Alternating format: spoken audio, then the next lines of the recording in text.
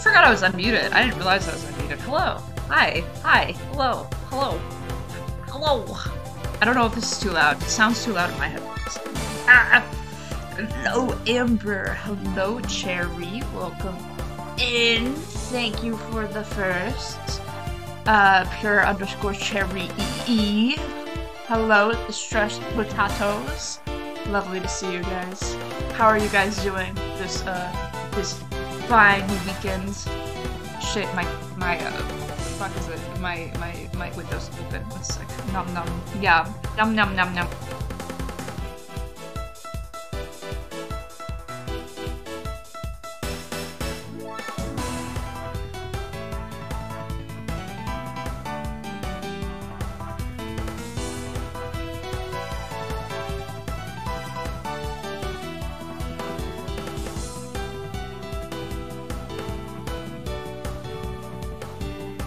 Okay, I'm back. I'm back. Has closed window, so I'm not annoying to everyone else. Hello. How has your weekends been? Your lovely weekends? I know. Yeah, Lego Man did die. Rest in pepperoni, my little Lego boy. I'm gonna be so sad though, cause that means I don't get to voice him. And he's one of my favorite voices. But like, I knew it was coming, I knew he was gonna die, but it still hurts a little bit.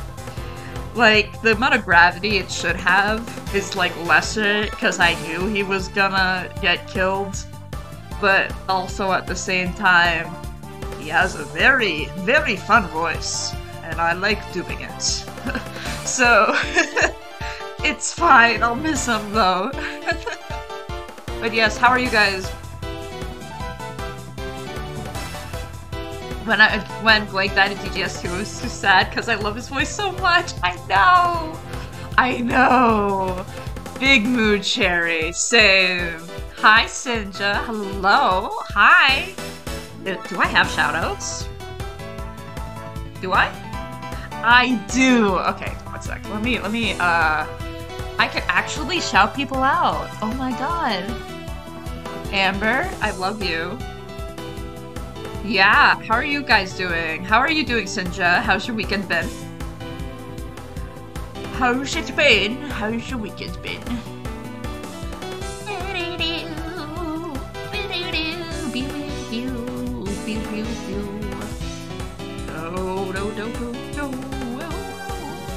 Don't get me started. Oh god. Was it crazy? Was it shit?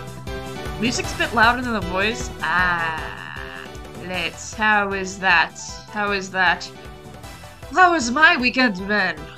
Good. My week has actually been crazy good, which is weird. I had like a really chill week, and a lot of classes ended early and stuff, so like, I've been vibing. Yesterday I had a field trip to a dance center in Minneapolis, and we danced with old people for like 5 hours. And it was really cute because they were very cute. They were like little they were like grandparents, you know, like grandparents' ages, and they were so cute.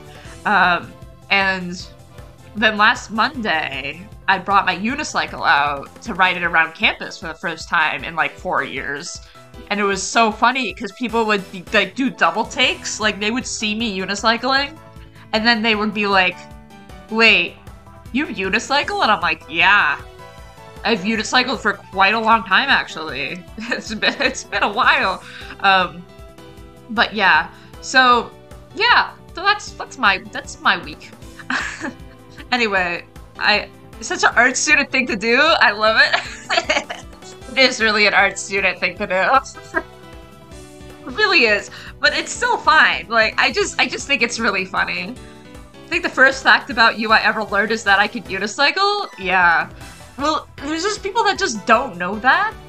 They just don't know that. That's not something they know. And they've known me for like 4 years, and then I'm like, "Oh yeah, my unicycle's outside," and people are like, "Oh yeah, that makes sense," and then they're like, they like take a moment to think about it, and then they're like, "Wait, you unicycle?" And I'm like, "Yeah, I can unicycle." I'm like, "Okay." But yes, I've been riding around campus. It's been very fun. My college is very pro-unicycle and has pro-unicyclist architecture, which is very fun.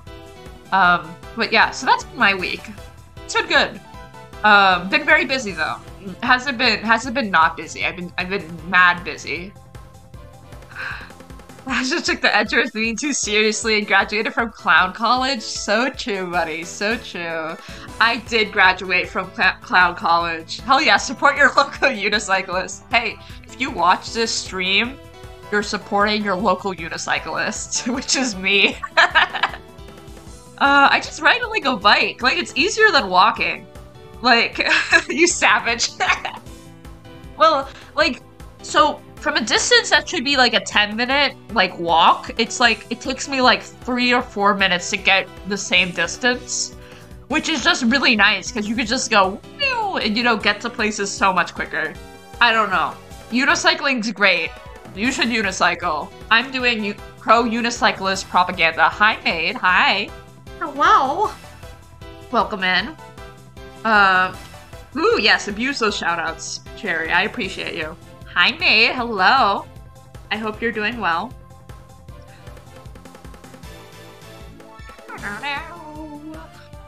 How am I? I am doing wonderful. I am doing just fantastic. Yeah, that's about it. This is a bear stream now. Everyone gets a shout out. Cherry got the ability to shout out and then was like, I'm gonna abuse this power. But honestly, please abuse this power. I need to shout out more. And I don't really have an excuse anymore because I could type in chat now. Like, I could type in chat whatever I want. And it's not gonna lag. My computer's not lagging. Like, I killed it. Which is such a good feeling. So, I don't know. Like, I don't have to worry about it. I got a stroke there. I always have a stroke. This is what key smashing is for. Bear was DMing at Kyle for 4.5 hours till I came in and told them that we could only hear Kyle and not the other 4 players in the stream.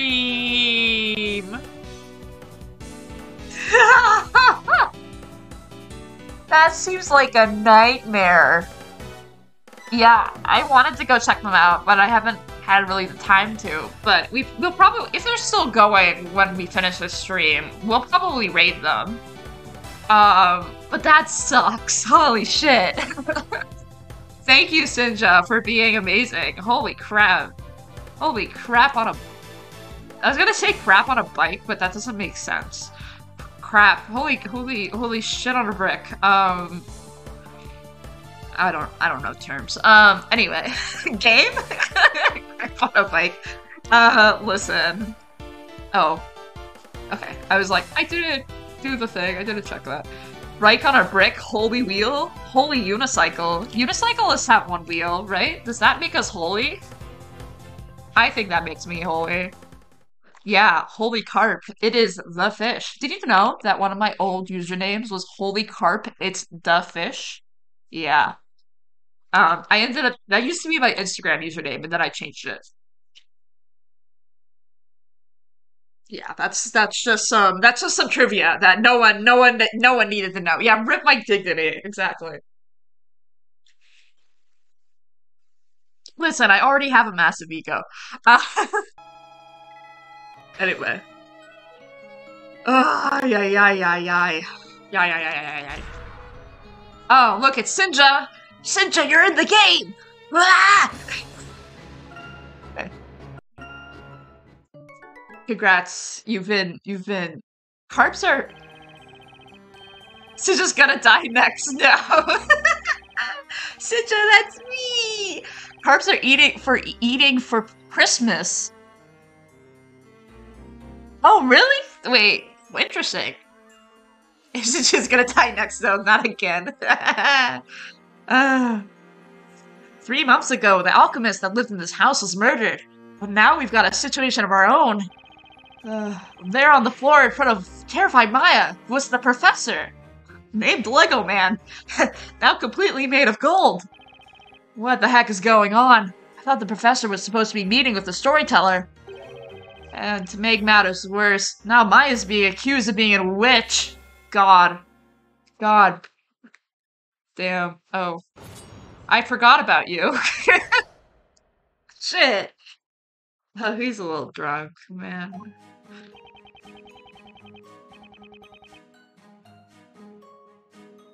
Okay, we're jumping right back into it. Okay, I'm trying to like think of what happened. We started the thing, and then Amir punching bag the first exists. The third? I don't remember, but yeah. We all know what happened to the alchemist, so this case is no mystery. Hold it! Hold it. Talking about Mr. Milduke's murder, which took place in a locked room. You know, like a Herlock Sholmes mystery? Wink wonk, wink wonk. I read all of those when I was a kid. Yeah, real shocker, alright. Everyone was talking about it. Oh god. I was scrolling TikTok at the side. Oh. People don't hecking a meerkat. A meerkat! People don't say this out loud, but you know, thinking it too, eh? I don't have the faintest idea what you're talking about. There's a boy sitting on the toilet lip-syncing an old pop song to me. What the heck? Yeah, what the hell?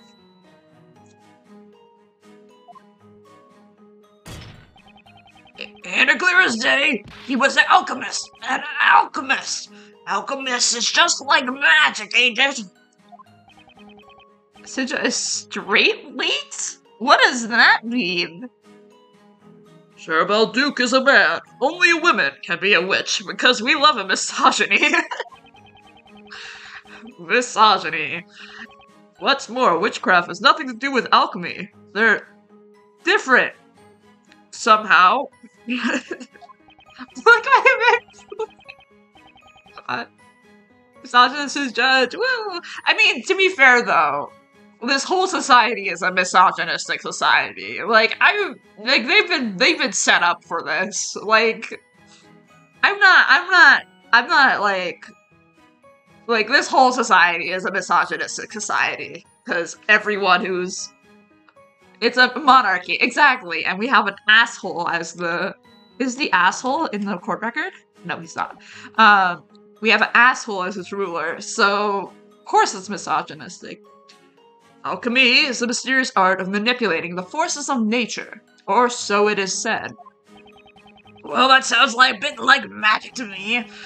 Alchemists incomprehensible to regular people. It's all magic, really. I saw Barley too. Literally thought it was Shamsphere. He literally looks like Shamsphere. Look at him. He's a Shamsphere clone. I'm not even joking. It's Shamsphere clone. Shamsphere clone. And you know, a couple days ago, before the witch got him, there was a lightning that struck. Lightning? Glad you're asking, because I like telling that one. I didn't ask anything, sir. No.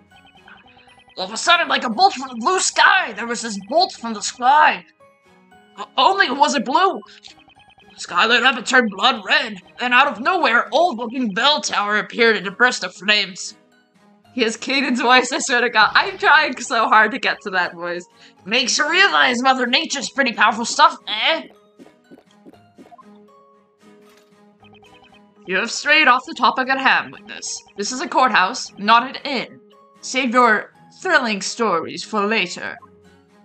Thank you, Barnum. Thank you, Barnum. I love you, Barnum. Barnum, I love you. I forgot what I did your voice. I'm just gonna do like a teacher's voice so I call it good. Would you care to elaborate on that, Miss Primzone? You could say I am a scholar, and my knowledge is vast and diverse. I know a thing or two about witchcraft. Therefore, I have a very good idea of the type of magic that must have been used at this time. The magic behind this mysterious figure that appeared out of nowhere? So many fireworks, I swear to God. Bonfire night be poppin'? What is bonfire night? Gilded McGriddle through the air and finished after making a quick kill. Indeed, yes. And the witch's scepter confirms my theory. A brilliant deduction. I am honored to have studied under an excellent teacher such as yourself, Miss Primstone. Wait, Miss Primstone was his teacher? It's a British holiday. Don't ask me anymore because I have a brother to learn. It's so fair. That's stupid. Why are they sending off fireworks? Celebrate someone being executed? Wait, let me look this shit up. I'm dreadfully intrigued. What is British? Oh, I'm not. Guy Fawkes Night marked the failed 17th century attempt to blow up the Parliament and assassinate King James I. So it's a failed attempt to blow up Parliament. To blow up the Crystal Tower? And this Ace Attorney? She was his teacher. Actually, guess that kind of explains a lot. Okay, bitch. Are you calling Barnum an asshole? Because you're right.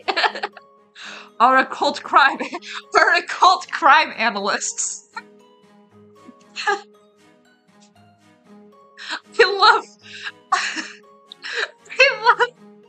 I love that they have crime analysts for the occult. Why the heck is this being celebrated? I'm crying. Why did they let this guy blow up Parliament? I'm so sad right now. So true, buddy. Our occult crime analyst has arrived at the same conclusion. Mr. Wright, we found it. Page about the purple magic gem. Spell's called Familia. Familia? Ooh, Familia? What does it do? Spell Familia. Found with this purple gem is used to summon a familiar. Yes, Bella! I love her so much! I love Isabella so much. Isabella is definitely one of my favorite weird girl assistants. I just think she's such an icon. Also, I really relate to her to such an nth degree. It's wild. Familiars appear out of nowhere, glide through the air, and vanish when their task is completed. Oh. They are evil, bloodthirsty spirits used in witches to perform outrageous crimes. Evil spirits. Are you saying that the witch used a familiar to... It's a they-them! The familiars are the they-thems. It was a familiar that took Sir Belduc's life, and now it has appeared again. Sir Silkhat was probably trying to ward off the evil spirit with his knife.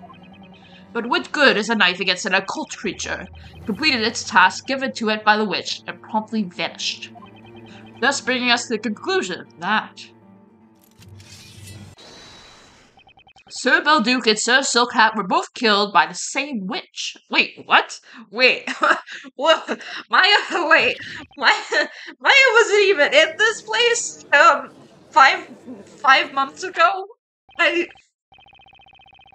Okay, there's many contradictions there, but I don't think I could say those contradictions because they don't know that Maya isn't from here. What unexpected turn of events. These two incidents have been shown to be connected. Due to the same witch scepter having been used in both— Oh, okay. Okay, actually that does make sense. I want to look at this. Familia, shadow familiar smell summons forth a magical familiar from the shadows. Although it possesses a physical form, it is completely weightless.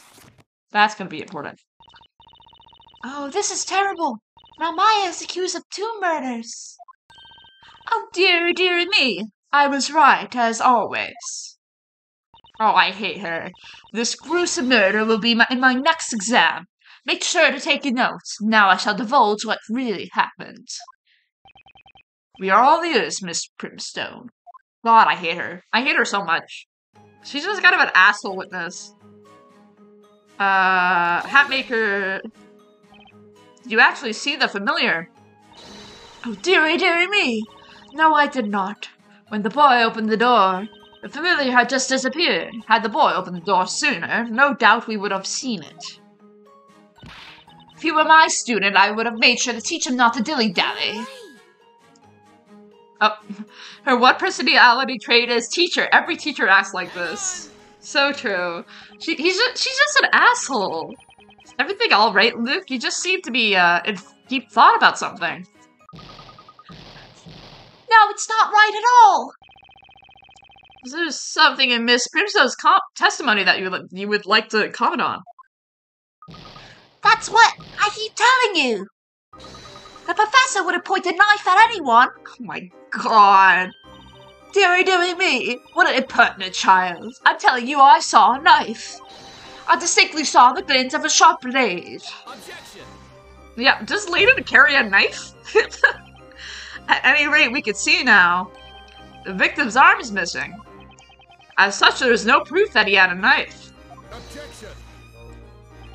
That is but a mere detail. It matters not, but it does. A mere detail matters not. Oh my. Anyhow, I wonder, what could that missing arm be? Yeah, ought to be looked into. Oh god. Oh no! Why did you quote Amir? Mister, do you have something you'd like to share with us? Oh god.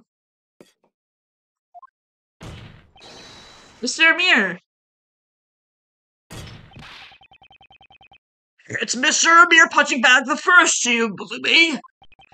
The likes of you ought to show some respect to the future man of wealth, such as me. You seem to be looking ahead of a future full of newly gained riches. I can look wherever I bleeding please. Anyway, why are you looking at me like that? I don't know about that golden bloke's right arm. Excuse me, Mr. Right. What is it, Isabella? Okay, so he has something to do with the arm. I might be wrong, but there's something about that man. What did you say? He looks, sus? It's not just you. Everything about him is so shady it makes me want to double check my pockets.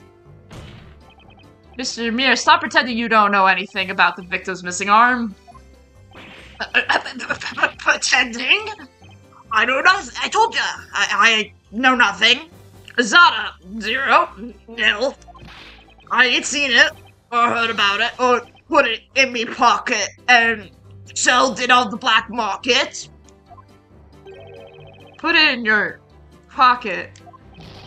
It wasn't me, honest. Seriously, I've got nothing to do with it. Objection! Oh god, who's this? Who are you? Lying, cheating, you tried to deceive me!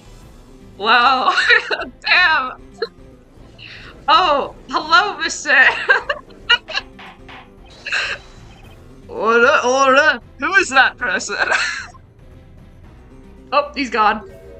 Oh, he's down here. Price? Price is back. Just a random audience never got an objection line. Yeah. I love this game so much. You want to know what I am? I'm Price the pawnbroker. And this man is a shameless cheating bum. He had the nerve to lie to me. What did he lie to you about? I'll tell you. On the day of the crime, Amir came to our shop. He waltzed up to me saying he got his hands on a superb work of art, rare as gold dust. I think I know where this is going. I also know where this is going. That work of art. Could it be? I've got it right here. Oh, I see. So they made his arm into art. I love that for him. Just like I thought. They made a corpse into art. They made a corpse into art. That's... Oh my. Professor! Looks like that's my dad. It's the professor's arm! No, Luke! Look away! Luke, look away! No, don't look at it! With pure gold, exquisitely crafted. Dad's severed arm is being flooded as penance! It was titled, Towards Tomorrow, or something like that. I'd never seen a piece of gold so fine before, and so suspecting nothing, I paid that rascal a rather handsome sum. Who would have thought? And what am I hearing now? That it was a human arm, no less. You, sir, are a monster. You're as bad as the witch's familiar yourself. I didn't know it was the arm, I swear! But I thought it was already like that! What do you mean? That was the last of the seed. You caught me eye right away. That go- Please! I'm taking a screenshot of that. That's beautiful. Look at his face. He's just like, ooh. That golden arm pointing up at the ceiling with such optimism and authority. I thought he looks like it's showing me a way to a better, brighter, richer tomorrow. To me, it was a work of art. Precious one of that. Then it found its way into your pocket and you pawned it. You mounted it on a crude stand, gave it a tawdry title, and passed it up as some sort of sculpture. Don't try to look away from the truth now. Darn it! I can look wherever I darn please! I'll look away from the facts and forward to the future! Always look on the bright side! That's a mere punching bag's motto! God, Amir. Okay.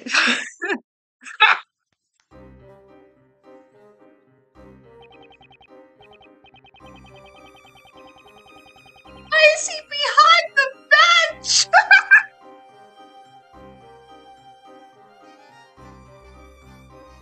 It's behind the bench! He's objecting! We're moving now. Ah, yes. The victim's arm has been successfully reattached by one of our masterful craftsmen. Knights of the court, you may resume the Inquisition. God, that's so stupid. That's so stupid. I love it. At least one thing's clear now. As everyone can see, the victim definitely wasn't holding a knife. Oh, dearie, dearie me. Seems I may have been mistaken after all. When you think about it, the victim had already been turned to gold when we entered the room. The comedy of this game is on point considering that he's a dead man. He's fucking dead. This is for the corpse of Leighton, who's dead. The stand. According to the witness's testimony, that was on case, yes. Well then, I'm sure you could see that it was easy to mistake that glittering pointing figure for a knife.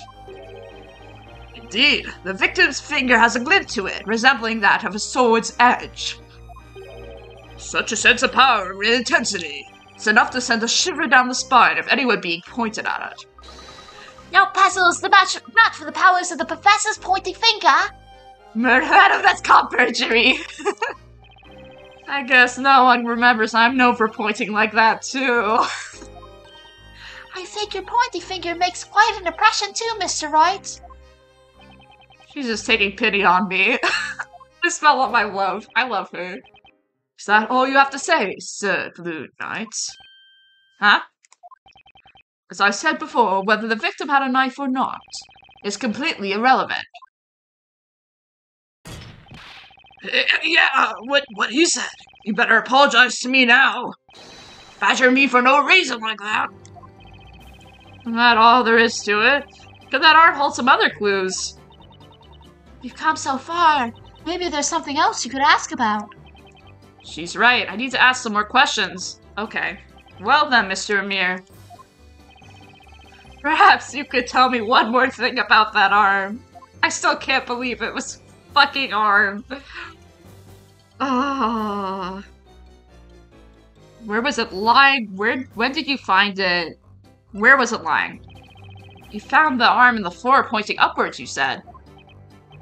I did. Finders keepers, I say. Just put it straight up at the ceiling. The arm somehow happened to fall down in such a way that it landed upright. What are the odds of that? Actually, that reminds me of puzzles. Shut up, Phoenix. Shut up, Phoenix. Shut up. Don't talk about puzzles in front of his son, his adopted son, because he's dead. Anyway. Now if we could just If you could just show us on this floor plan here. This reminds me of a game of chess. God, I'm so excited for AAI 2 stream tomorrow because we're almost done case 2-3, and I love case 2-4. Anyway, I'm very excited. I'd like to know the exact spot where you found the victim's arm. And it also depends on if I'm able to actually do it, but I hope so. Sure, I remember that well. It was right there. Oh, that doesn't make sense.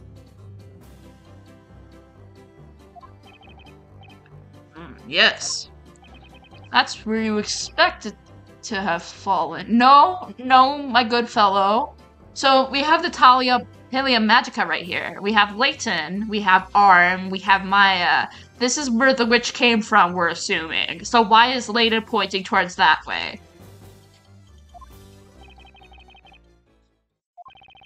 No, that's where it was.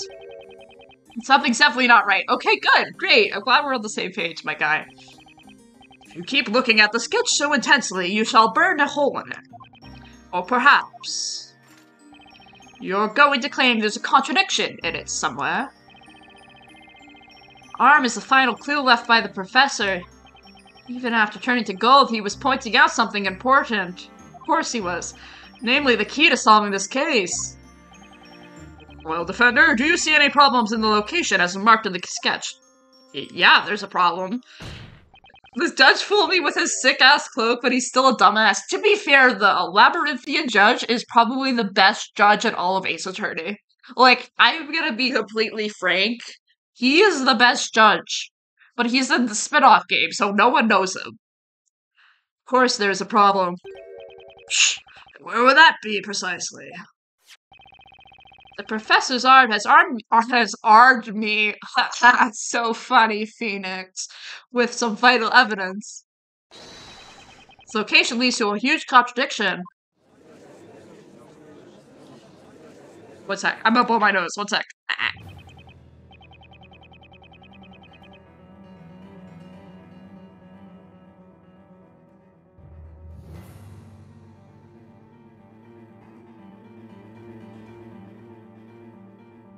Well, it's like the same thing, though, with Jigoku.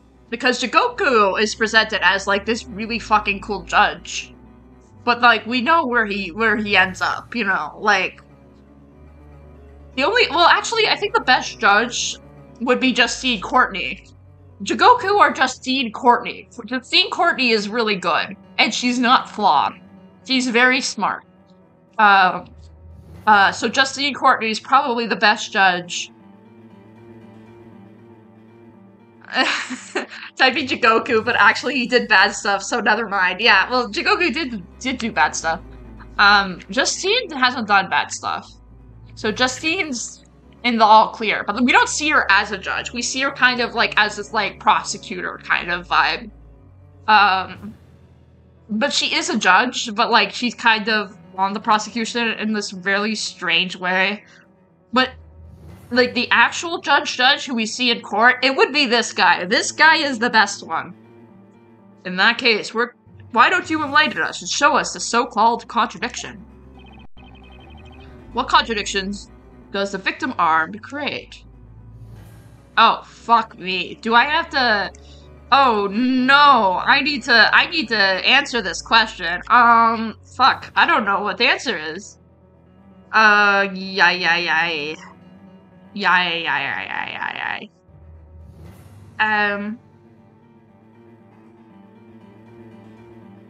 You don't know. Would it be the Talia Magica? Sorry. Every Courtney Ace Attorney is hella mommy. I don't know how many Courtneys there are. I just know Justine and Scythe. Though those are the only Courtneys, so you're right. Oh my god. You're really right, actually. I think it's the Talia Magica, right? Because why would the Talia Magica be over there? The contradiction is right here. This is? Yeah, every Courtney is hella mommy. Yeah. This is the Witch's Scepter. Let's go over the order of events as per the witness's testimony. First, the witch casts a spell on the professor, turning him into gold. When all of you rushed to the crime scene, the golden statue fell down, making a loud noise. Next, the witch dropped the scepter. What are you getting at, Sir Blue Knight? All witnesses agree with this order of events. That's right. They all agree how it happened. But then there's the arm. Well, what about it? Spit it out. Let's assume that Maya was the witch. Now look at the sketch again. The witch dropped the scepter after having turned the professor to gold. The scepter tumbled along the floor. It was found here, as asserted by the prosecution. However, that would be impossible. There's no way it could have been there. Oh, I see it now. You see? This judge is actually thinking. The arm. It was. I'm glad you seem to have noticed. The victim's arm was on the floor right here, standing on its end. Oh, it would have been knocked over. Therefore, the scepter couldn't have possibly fallen that way. I mean, and yes, he's slightly misogynistic, but all of Labyrinthia is misogynistic. And they're stupid. Every other judge would have explained it 2 more times. Yeah, he has, like, the thoughtfulness of, like, being a little bit ahead of the game. But he's still slightly dumb, so, like, the player actually has to try to figure it out. Ergo, it couldn't have been the defendant who dropped the scepter. In other words, Maya is not a witch. I love this music. Ooh, music good. Is the music okay? I don't know. I can't really tell. Order! How could this be? The Inquisition reasoning has been proven invalid just through one single piece of unusual evidence. Call it laid its magical touch.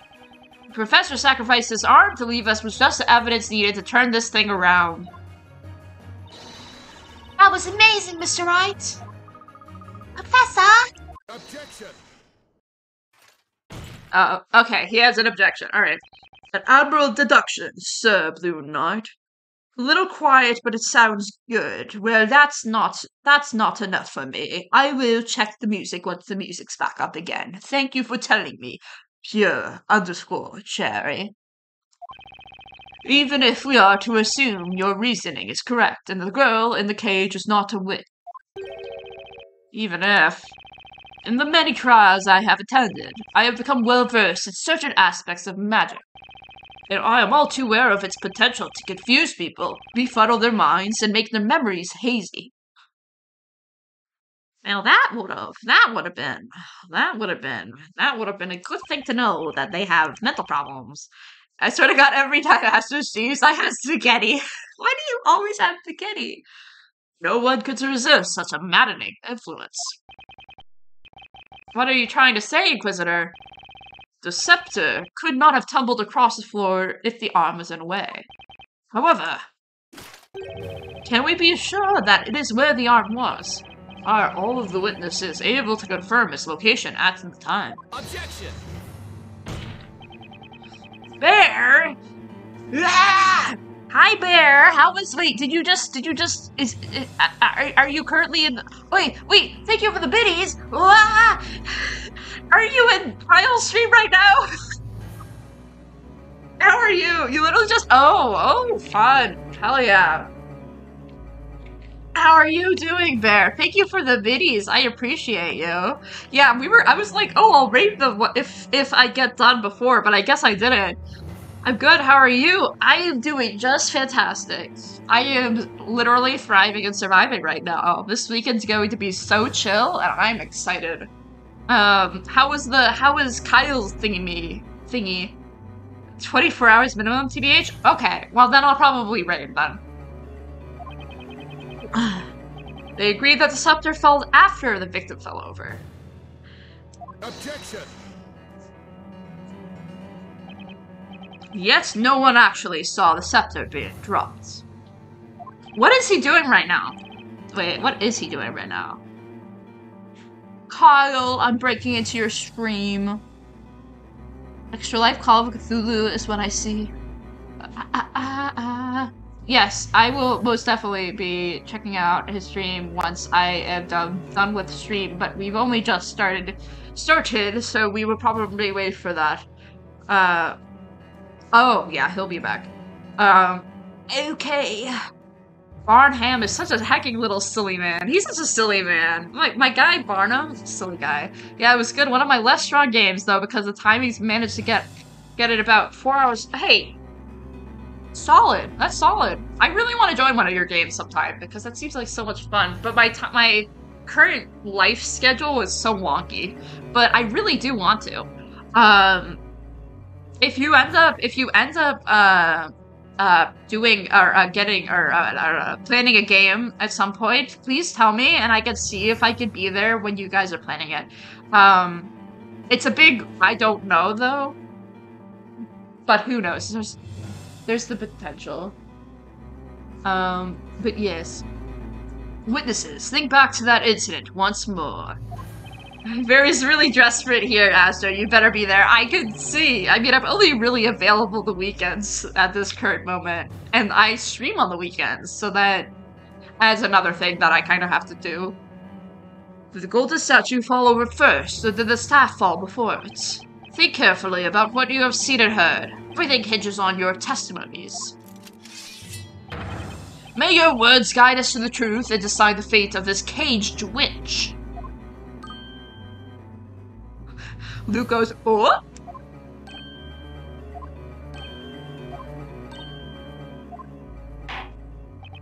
I was about to get ready to leave, but it seems there is a need for further questioning. Testify once more, witness.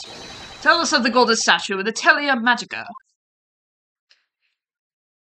Oh, Luke, baby! Baby Luke, don't look at me like that. I was only focusing on the professor, so I don't remember much else.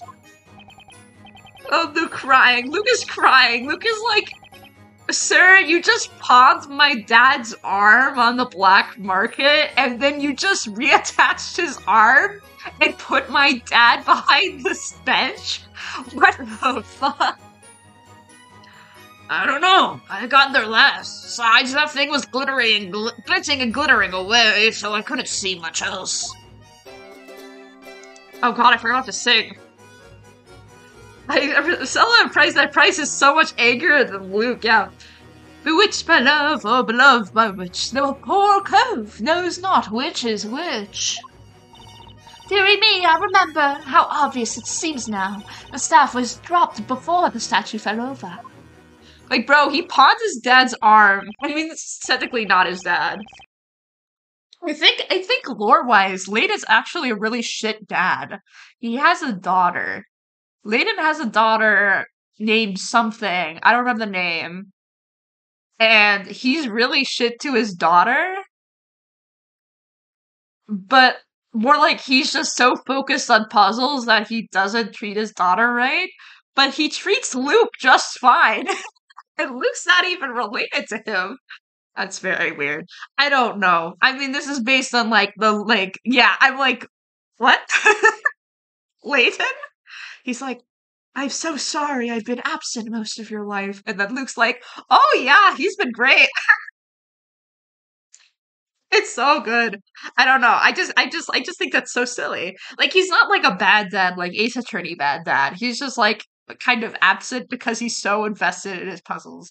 It's like Sholmes abandoned Iris completely so he could do deductions all day. Exactly. He has the puzzle bug. Well, wait a minute. What you all said just now is totally different from your previous testimonies. Sir Blue Knights, you are starting to notice it now, aren't you? That is the way of magic, such as the effect that black art tends to have upon people who witness it. The witnesses are not lying, but simply having trouble remembering the truth. I hate the witnesses in this game, I swear to god. Actually, I love the witnesses in this game, but they're not as quirky as DGS. They're not as interesting. I like Amir. I think Amir's funny. I think Amir's really funny. He's like Larry Butts. He's the Larry Butts of this game, but he's like not an asshole. Like Amir's just kind of like in the wrong place in the wrong time, and he just happens to be very drunk. What a convenient excuse. Run with madness, their brains turn to mush, huh? I mean, technically they're not committing perjury because every single time, I mean they are, but like He pawned an arm. What do you mean he's not an asshole? Well, he saw Shiny Thing, and he's like a crow, and he was like, Shiny Thing go burr. Like he's less of an asshole than Larry is. That's what I'm trying to say. Like, he's just pathetic. He's pathetic, and he did pawn the arm, which is true. He's just really pathetic. Confronted with magics, their brains turn to mush, huh? First, it's our ancestors drank from the fountains of wisdom and obtained the capacity for reason. Witchcraft has been the one thing to remain incomprehensible, even to the most intelligent of us. Nevertheless, the onus is upon us to stand against magic and pass judgment on these witches. He's like Wario. Exactly, yeah. And so, here we are, doing battle with the weapons of the wise. Words. And logic. And chess. With words, we shall pass judgment upon the supposed witch. Defender, you may begin your interrogation and help us arrive at the truth. I wanna press Birdly. Let me press Birdly. Actually, let me press Luke, and then I'll press Birdly. Hold it! Amir's Arrow Ace. His only love is money and alcohol. Amir wants to think he's not Arrow Ace because he's like, I just want to be loved by someone. But then he realizes, oh wait, no. Luke, you said before that you heard the scepter fall to the floor, and that was after the professor fell over. I thought so. I mean, I thought so before, but now, the more I think about it, the less certain I am that I actually heard it. How could I have been paying attention to anything else when the professor was... when he was... My memories of everything else are too fuzzy. Oh, he's crying. Luke was too shocked to take in his surroundings and notice anything else. No maintenance, but he gets paid. Exactly. I doubt I'll get information out of him for now. I'm sorry, Luke. I understand how hard this is for you. Let's move on to the next witness. Bottom's like, shut the fuck up. Actually, let's press him. I want to press him too. And that thing would be... The arm of that shining gent's next to you, Bluey. Poor Professor Layton. More valued now than ever before. No! Professor! Shit! You didn't notice the scepter on the floor. You know, I wasn't even looking at the floor. The eyes were kinda glued to me source of income. If anything, I may have looked at the ceiling, since that's where it was pointing. Finders keepers, eh? Into me pocket it went. Damn. Someone arrest this guy, please! Save Brain! Save Brain! Hold it! God. Would you mind translating your song into plain speech? I said no to the situation, so true. I shall simplify it once more for you, esteemed knight of the courts. First of all, let's talk about love. It's a pretty neat slant rhyme for cove. Cove is slang for chap, you see. Hang on! Mr. Amir, you seem to be pondering something very deeply. Ah! You caught me unawares there, Bluey! Did something Mr. Birdley say to catch your attention just now? Nah, nothing in particular. I was just thinking. Oh, he shakes his head. Bart songs really got to me. Kinda real feel it to me in my heart. I appreciate your appreciation of my arts. You know, I meant to ask you something. He's a pineapple. Why don't you become my private bard? You can sing all about the heroic life of Emir Punching Bag the First. I could gladly sing of your adventures if it pleases you, kind sir. Yeah, that's exactly what I want. Show me what you've got. Very well, as per your request. Oh, grand Emir Punching Bag the First will no fortune quench your first. Having bravely flared the golden arm, now you've duped the pawn shop man. It doesn't rhyme, but it's okay. I hope your song was for your liking, sir. Yes, very poetic. Your drinking manner is quite inspiring, but whatever's that skull bottom hiding.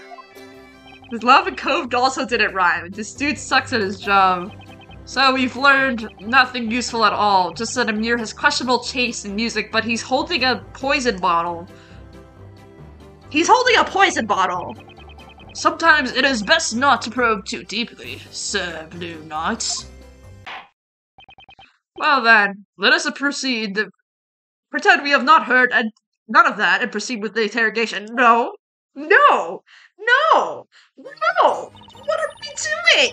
No! That's not what's supposed to happen! Was that just for fun? It was not.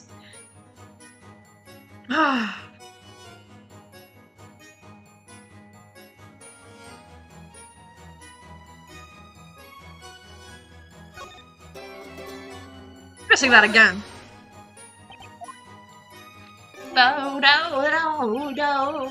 let's talk about love. It's a pretty neat slant rhyme for cove. And cove is a slant rhyme for chap. Next we have the delightful consonant of beloved and bewitched. It is, ultimately, a song about confusion. I'm confused. Maybe that was me for fun. To be honest, there's nothing more to it. It is simply an artistic expression of my feelings. So it's got nothing to do with this case, does it? I am well of melodious words and poetic music. That is my only claim. Does he still want a question? Oh, I guess not. Ah! Oh, dearie me! Hang on! Oh, parrot? Parrot time? Luke, would you like to say something? Oh, sorry. Guess I spaced out for a bit. What is it, Mr. Wright? Seemed to be thinking pretty hard about something during Mr. Birdley's song, testimony just now. Is there something you would like to share with us?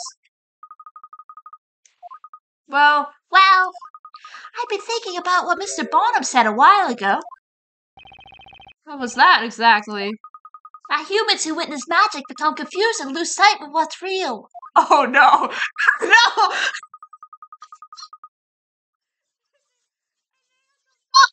Like what's actually happened?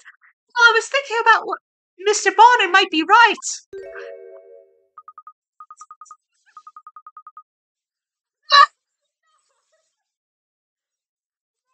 It meant to me that there might be a way. I mean, we do have with us a witness who isn't human! No! No!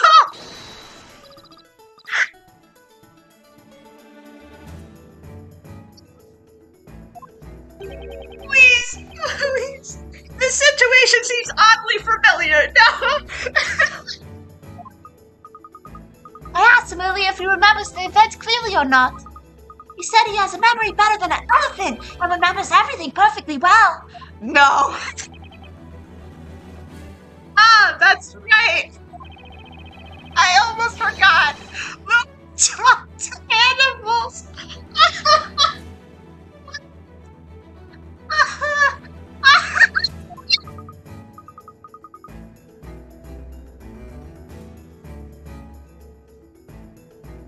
This game so much! I love this game so much! Mr. Ryan! I can't do his voice, oh god. Mr. Ryan, I know it sounds crazy, but please let me try. Let me ask Cracker to testify. What dearie me! Should I? Not again. I'm stuck now anyway, and the witnesses' testimonies are all over the place. A new testimony would be a wild card, but it might just be the thing that turned this trial on its head. But it's a crazy idea, alright. If I make a mistake now, it'll put me in a tight spot. Fender, are you still with us? This is not time or place for daydreaming. What do you intend to do? It looks like you've exhausted all means for a counterattack, Sir Knight in Blue. Is it not time you dropped your sword? If you have no further questions for the witness, Defender, I will consider your interrogation finished. What will it be then? Are we finished here? I got 0 time to think it over. Better take a choice now. Please let me cross-examine the parent. Should I submit the parent as a witness? Let's go. Let's go. It's time. It's time. It's time. It's time. It's time. I love cross-examining parents. Hello, crime. I'm about to cry because this is so stupid. Your Honor, the defense would like to summon a new witness. A new witness, you say? Who do you have in mind? It's a witness you all know by the name of Mr. Cracker. Mr. Cracker. I know of no man by that name. Mr. Cracker! The defense summons its new witness, Mr. Cracker the Parrot. Oh, fuck, man. Oh my god, we're going through with this. Oh, no. A parrot as a witness. Oh my god, what is Barnum gonna say to this? Objection. This is the witch's court. Joking around will be considered contempt of court. Objection. Oh my god. Mr. Cracker witnessed the crime. He saw it happen, and he heard it too. He's as valid a witness as the others. Objection. No. That bird is nothing but a pet animal. Referring to it as Mr. will not change that. Objection. It's like, wait, what? Humans are confused by magic, and they lose to the extent that they lose sight of what's real. That's what you yourself said, Inquisitor Zacharias Barnum. Objection. Calling me by my full name does not help justify some brash foolishness. The Inquisition is against interrogating a parrot. By the way, kind sirs, I suppose you should know that my dear companion never forgets a sound he hears. He remembers everything he hears, huh? Definitely worth asking Cracker to testify. Please be with us, Judge, please. Court sees the situation as follows. The witnesses' testimony do not hold together. In fact, they are erratic as the bard's songs. I cannot see this trial getting any more confusing. Very well. The defense may summon this avian witness. Can you believe it? What's up with Mr. Blue Suit? Summoning a parrot as a witness? Mr. Sandman made me a sand, make me a cutest car door hook hand? What? Summoning? Does it mean like how the familiar was summoned? By hook or by crook, I'll do whatever I can to save Maya. He is summoning a parrot or a witness. Whatever it takes within the boundaries of the law, of course. I don't know what that is. Oh, please. Oh my god, he has the parrot on his head. He has the parrot on his head. Oh no. Objection. It's like, no! It's like, shut the fuck up! Not so fast. I hardly even know where to begin, but... First of all, what's the matter with that boy looking so pleased with himself? He looks like a cat that has got the cream. Ah, that'd be me, wouldn't it? Don't mind me. Just think of me as a perch for Cracker, that's all. Just what is the purpose of questioning a bird? A parrot may be able to repeat what others say, but it cannot talk on its own. Objection! Get him, Luke, get him! Punch Barnum in the face! It's precisely because Cracker doesn't talk to his own words that he's sitting to tell us the own truth. What? Cracker remembers every sound he hears, even just that once, with absolute perfection. So let's have him testify exactly to what he saw. Bigger parrots are extremely smart, like toddlers. Ah, yes. And if Cracker can repeat every sound, I'd say this should be valuable testimony. I cannot believe this is happening. Same, my guy.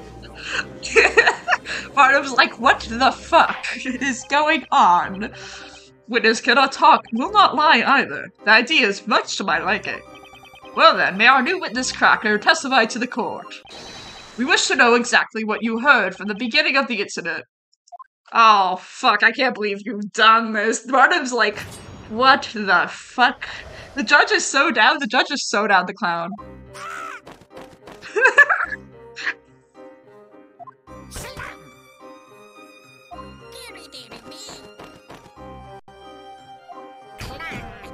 Clang.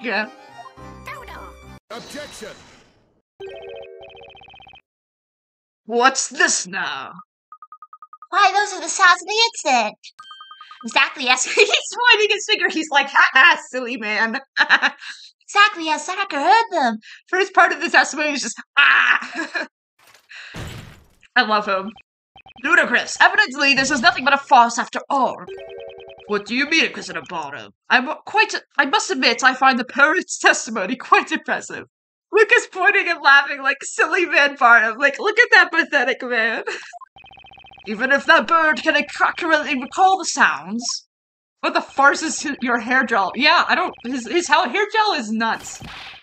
Everyone is acting as if Barnum's the dumb one here. I love this case so much. It is so funny. Give me 1 second. I need to get my life.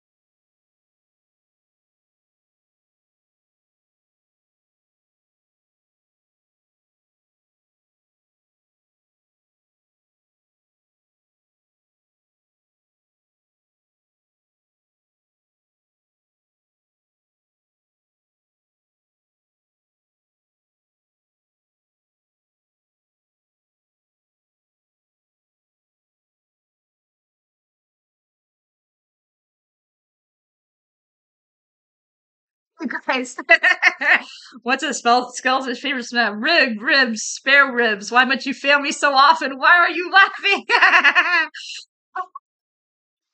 Oh.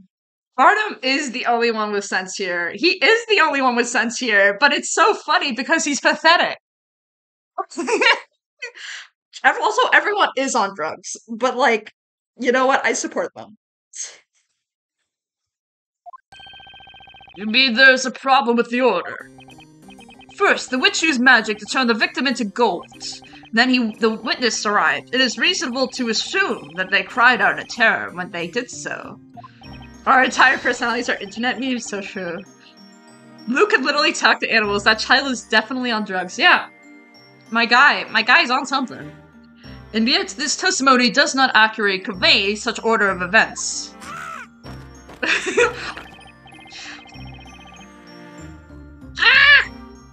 Starts with a sudden scream, followed by the door abruptly opening, and then a witness crying out. Next we hear the victim have it turned into gold falling down. So far, so reasonable. But the real issue is as follows. The parrot seems to think that the witch cast her spell after the witness entered. Such a suggestion is inconceivable. The reason is simple. At the time, the victim had already been turned to gold. Ah! Technically everyone can talk to animals, they just don't understand the responses. So true. I'm speaking the facts. It is as you say, Inquisitor Barnum. The parrot's capacity for imitation is excellent. I will concede that its testimony does have some entertainment values. It is... Listen, I'm very entertained by the parrot. However, this animal's testimony cannot be allowed to stand as proof in this honorable court of law. They hated him because he spoke the truth. See you in hell, you stupid fruit. Oh my god. Cherry's being sent to super hell right now. You'll write Cracker off just like that. Do you now see how foolish you are to summon this parrot as a witness? Not good, Phoenix. Not good at all. Should I really go through with this cross-examination when it feels like everyone in the court is against me? You don't know if you have the standard human body. Ooh. We're cross-examining the fucking parrot. I'm not gonna cross-examine the fucking parrot. I want to hear from this parrot. The defense wishes to cross-examine the witness, and I think I know what evidence they're looking for. I also know that I don't have the standard human body, because my body is pretty messed up. What? Are you serious? Did you not hear what I said? Are you choosing to ignore my words? Or hated flexibility? I mean, this is true. You wouldn't know that. Witness cannot talk. That cannot talk cannot lie either. This parrot's testimony is the naked truth. The naked truth. My right foot is on rock. Yeah, that might be, you know, that might be, points outward diagonally. Ah. He's simply repeating the sounds he heard them. It's humans that make assumptions about the meanings of these sounds and arbitrarily decide whether the testimony is good or not. But as knights of the court, shouldn't we be striving to uncover the truth which this parrot holds the key? Hidden pressure sensitivity. I hurt myself in 3 places. Opening my water bottle. Oof. The truth, you say? Phoenix is like, did you know that cross-examining everyone leads to the truth? And Barnum's like, the truth. I like the truth. And I like bread. I read that as I was opening my water bottle. I felt a sense of power as I did. Take the water bottle. Very well. Show us the truth that this bird purportedly knows. I set the Hellster system, yeah. Interrogate that parrot. Meanwhile, I shall enjoy the show. I will also enjoy the show. Will you? Will you do it, Mr. Ike? Do you think it's hopeless? Spella's like, I think it's pretty hopeless. Fender, you may interrogate the witness. God. Okay, no, let's not put Layden's music. Deary me. Oh wait, I wanna question this parrot all the way. I'm gonna do the ah. Hold it.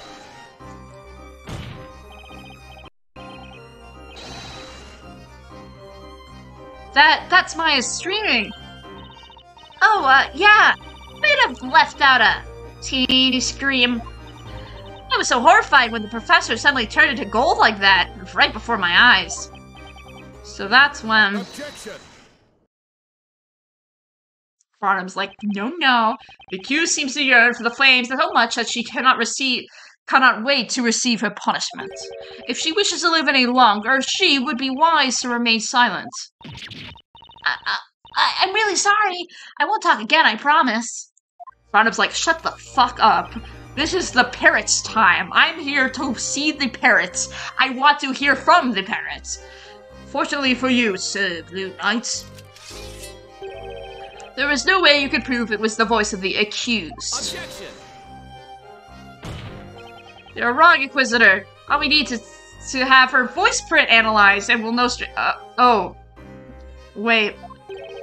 Analyze what? A voice print. I'm from the Middle Ages. Barnum's wildly to listen to the parrots so bad he's threatened to murder Maya. Oh, Barnum would roast you inside the armor like a brazen bull. It's nothing, just forget what I said. Oh boy, this world is driving me nuts. Phoenix sounding suspiciously like a witch. Yeah, Phoenix? Yeah, this is like when he mentions like fingerprints and he's like, fingerprints? And then Barnum's like, what is this blasphemy known as fingerprinting? This is Van Zeke's behavior. This is real Van Zeke's behavior. Van Zeke's is like, what is this nonsense known as skin prints? Anyway. Yeah, Bear's been in here before. Bear's been lurking. Well then, you may carry on with your interrogation. Slam. Hold it. Fancy's silly little hacker, he does work at Subway. He works at Subway. Fuck you, Cherry. Anyway, was that the sound of the door being opened? Oh my god! Oh my god, he's looking at him! Oh my god!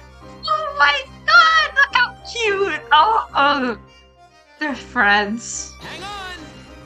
Stop trying to make fun of me on my own stream, god damn it. Parrot. Excuse me, Mr. Birdley.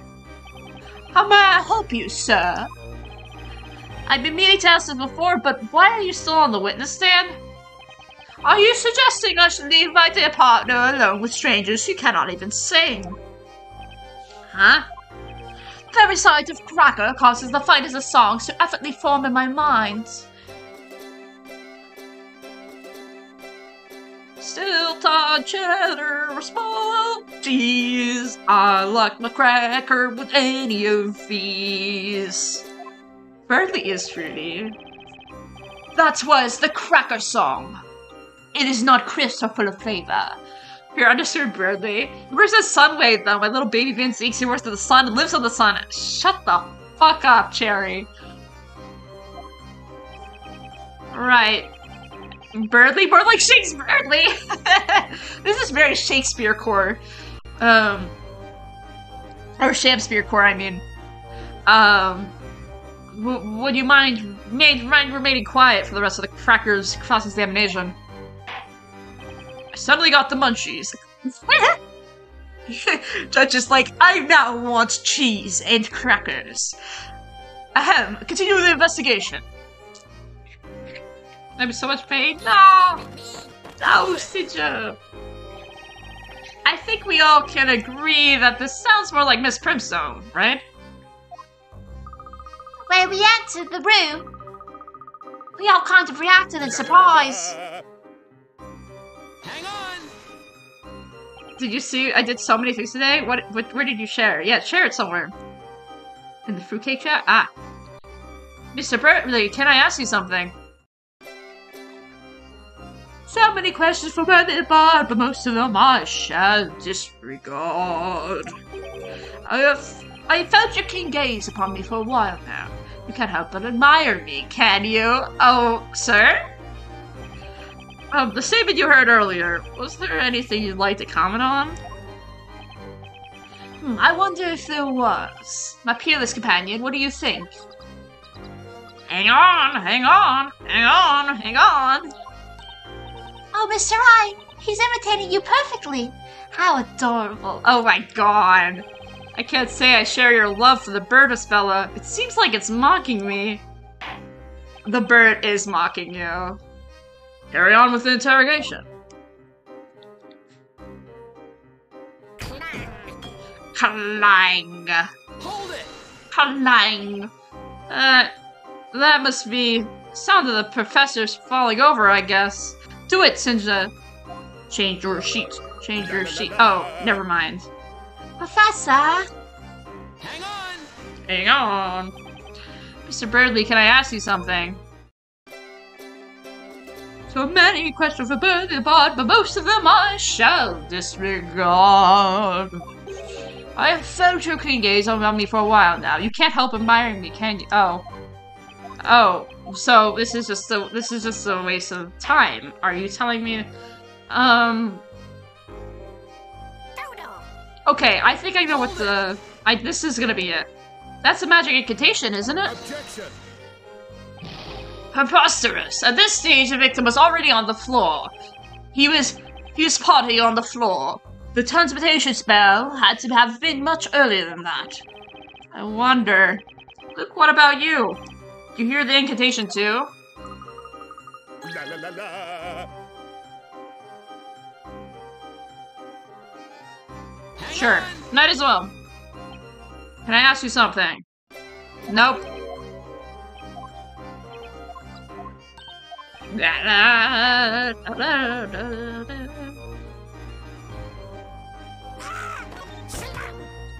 Hydrate.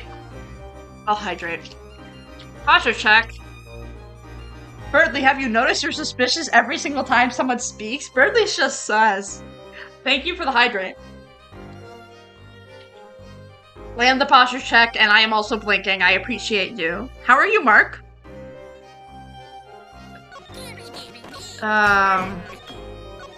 Oh, shit. Didn't mean to do that. Hiya, Spella. Do you think there's anything important in Mr. Cracker's testimony? There seems to be a fundamental problem with what he repeated. Why would the incantation come after the professor was turned to gold?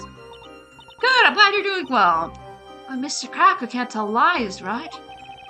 Yeah, he can only repeat the sounds that he heard. How are you? I'm doing just well. We're cross-examining the parrot, so I think this is a big win-win of today. Maybe we're misinterpreting Cracker's testimony. For the time being, let's have another look at the core record of the Grand Memoir. Okay, I know what to do. Yes, of course. Wait, I actually... Ah! Ah! I think the scream is so stupid. Okay, so the contradiction is... It's a different spell. Different spell. Different spell. Objection! I am tired. So valid. There's a critical contradiction in this testimony. We are well aware of that, Sir Blue Knight. Captain Sleep Mode. Captain Bear Mode. Go the fuck to sleep. It's valid to sleep at 8 p.m. There's a contradiction between your so-called desire to find the truth and the fact that you're interrogating a parrot. Yeah, who cares? Go to sleep. It's 8 p.m. That's not what I'm talking about, Inquisitor. You guys go to sleep. No, you! Should we grab a cuddle of tea and chill here? Can I sleep at your place, Bear? I'm also overly sleepy. Y'all sleepy chat. There is a contradiction here that makes one thing perfectly clear. The fact that we have clearly all made the wrong assumption. How so? Luke, can you ask Cracker to repeat the incantation once more? Right you are. Go door! Go door! Go door! According to the Grand Grimoire, the name of the gold transmutation cell is Godor. Goldor. Instead of Godor. Okay. Can I be the damaged sick one? Okay, I'll shut up. Everyone go to sleep, goddammit! Now, Inquisitor, it would seem to me that the spell we just heard is in fact a different one entirely. Oh, I never. Unbelievable. Goldor and Godor. Godor, Dumbledore's cousin. What? Who is my favorite Lego man? Tevin Wexley, obviously. Tevin Wexley's my guy. He's in Lego Star Wars, am I right? He died? Well, too bad. He's my favorite. He's my favorite Lego character. Obviously. I mean, I do love me some Layton. Layton's a good Lego man. But my favorite Lego man gotta be Temmie Wexley. Don't worry, it's a different guy that died. He's golden, yeah. Temmie Wexley is the best, of course. So true. He died, but Astro's different. Yeah. Layton's a little dead. Where is he on the profile? Oh, he doesn't have a profile. Yeah, because she's accused of killing Layton. Jade Barrel, he, Amir, Crimstone, Birdly the Bard, and then Luke Triton. Layton was submitted to the court record as evidence? Yeah, he was. You be dead if you're golden. You live in fueling capitalism. I know, right? Like, he already, like... supposedly his gold is really good quality gold, too. Like, he was already sold. Your Honor, I present the corpse in question. Your Honor, I would like to present this piece of evidence to the victim. Yeah, we have case outline, this green wall, the floor plan, which looks like that. You know, you have the Grand Grimoire, Layton's hand, Layton, Maya, Transportation Center, the gay closet, this other room.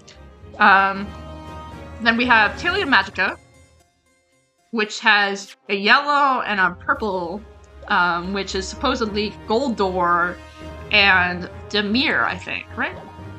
Your Honor, I'm gay. He's a dead man, just the golden man. I want to see the gay closet. Look at that dead man. Objection. This is ridiculous. That wretched bird must have misheard the incantation. Objection. We're just golden man. I think there was a Bond movie with this. Cracker is able to imitate sounds perfectly. The incantation was indeed misheard, but only by the people hearing it. Objection. The victim was found already in his golden state. That is proof enough that the Goldor spell was used. Objection. Justice ceased, men. We were just golden men.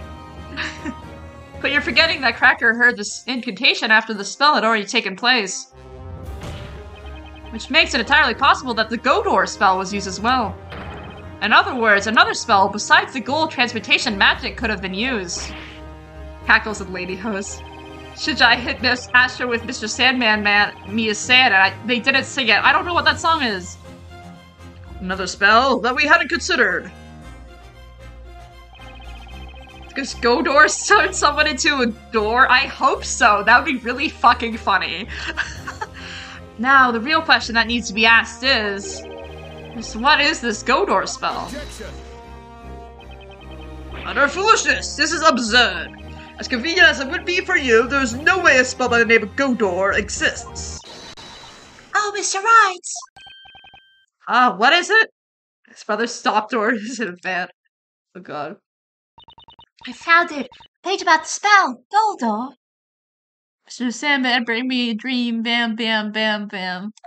Okay. It's listed in the Grand Grimoire. Right here. It exists? What? Oh god, the spell does exist. Asher doesn't even know the original song. Guess it made my head. I'm sorry I'm uncultured. Order, order, I demand order. Just like I thought. Cracker remembered it exactly. Layden is still- yes, Layden is in fact still behind the defense stand. But then what kind of magic is Goldor? Oh my lord, the Grand Grimoire describes it in the following way. Goldor creates a portal on two sides of a green-colored wall. The portal will disappear after 5 minutes. What? That's so specific. What? Okay. So it is making a door. Create a portal. On green-colored walls. It must be green, but we have a green-colored wall. So that makes sense. Wait! Oh my god, that makes a lot of sense! Because Jean Grey was like, oh, it's like Portal, but it can only be white walls. Oh my god, that makes a lot of sense. But the green, it makes sense because Jean Grey, remember in that room from last stream that we met Jean Grey in? He said that the wall was burnt down and they painted it green, and the other side behind the painting on the other side is also green. So there's a portal in that room. So it's not a locked room mystery. It's the opposite. Okay. Interesting.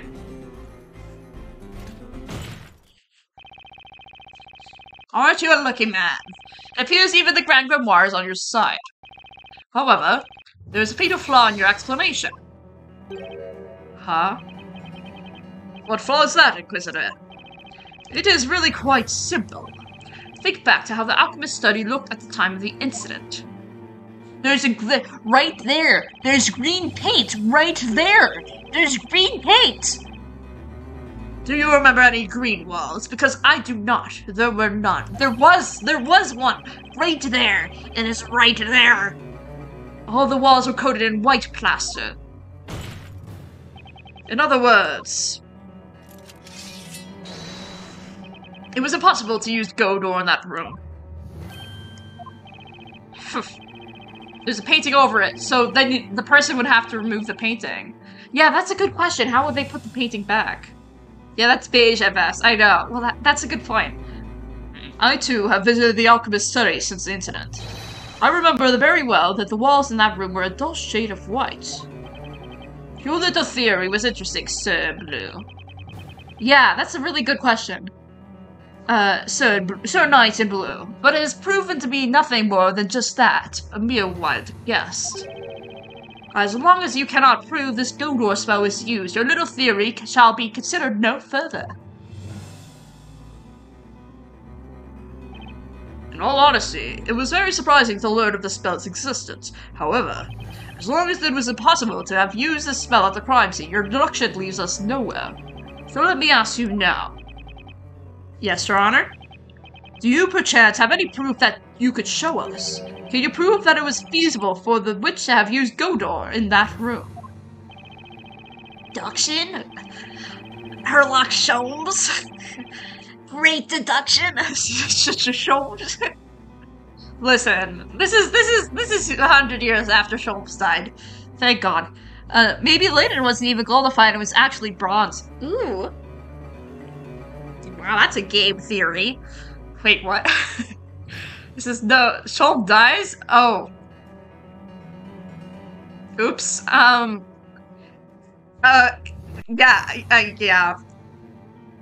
No, you didn't hear anything. This is no coincidence. The spell must have been used at the crime scene. I mean, the real one sure did. Oop. The menace can't harm us anymore. Astro spoiler? Anyway. But, do I have the proof that it was even possible to use Godor? Of course I have proof, bro. Dementia, activate! No, KEKW. I mean, this is technically 100 years in the future. Yeah, no. Oh, shit. Oops, everyone shut up. It's been on mine for a while, that inexplicable mark. As long as I don't see it in moving pictures, the chances are very high I'm forgetting it in a bit. I mean, it will be a very- I mean, we have to play more TG, The Greatest Attorney Syndrome. You have to tell me when. You have to tell me when. And it has to be when I can, because I'm so busy! Yeah. It has to be the evidence that ties up all the loose ends. The defense was just to present evidence. Impossible! Determination in your eyes made me think you would. I mean, if this game is 100 years after the other game, then of course the detective man is dead. Yeah, this is exactly the case. It's 100 years after. This is, I think, in 2019. Is that in 2019, I think? Which is weird because they're all medieval, but it's fine. Now then, we shall allow the defense to present the evidence to the court. Present the proof that this crime Godor is used at the scene of the crime. The walls in the study are coated with white plaster. Not all of them, though. There is just one spot which is green. Sholmes gets the Kazuha treatment and trips on a cat. Yeah, 100%. 2019, and why is it looking like a medieval blood cult? Good question.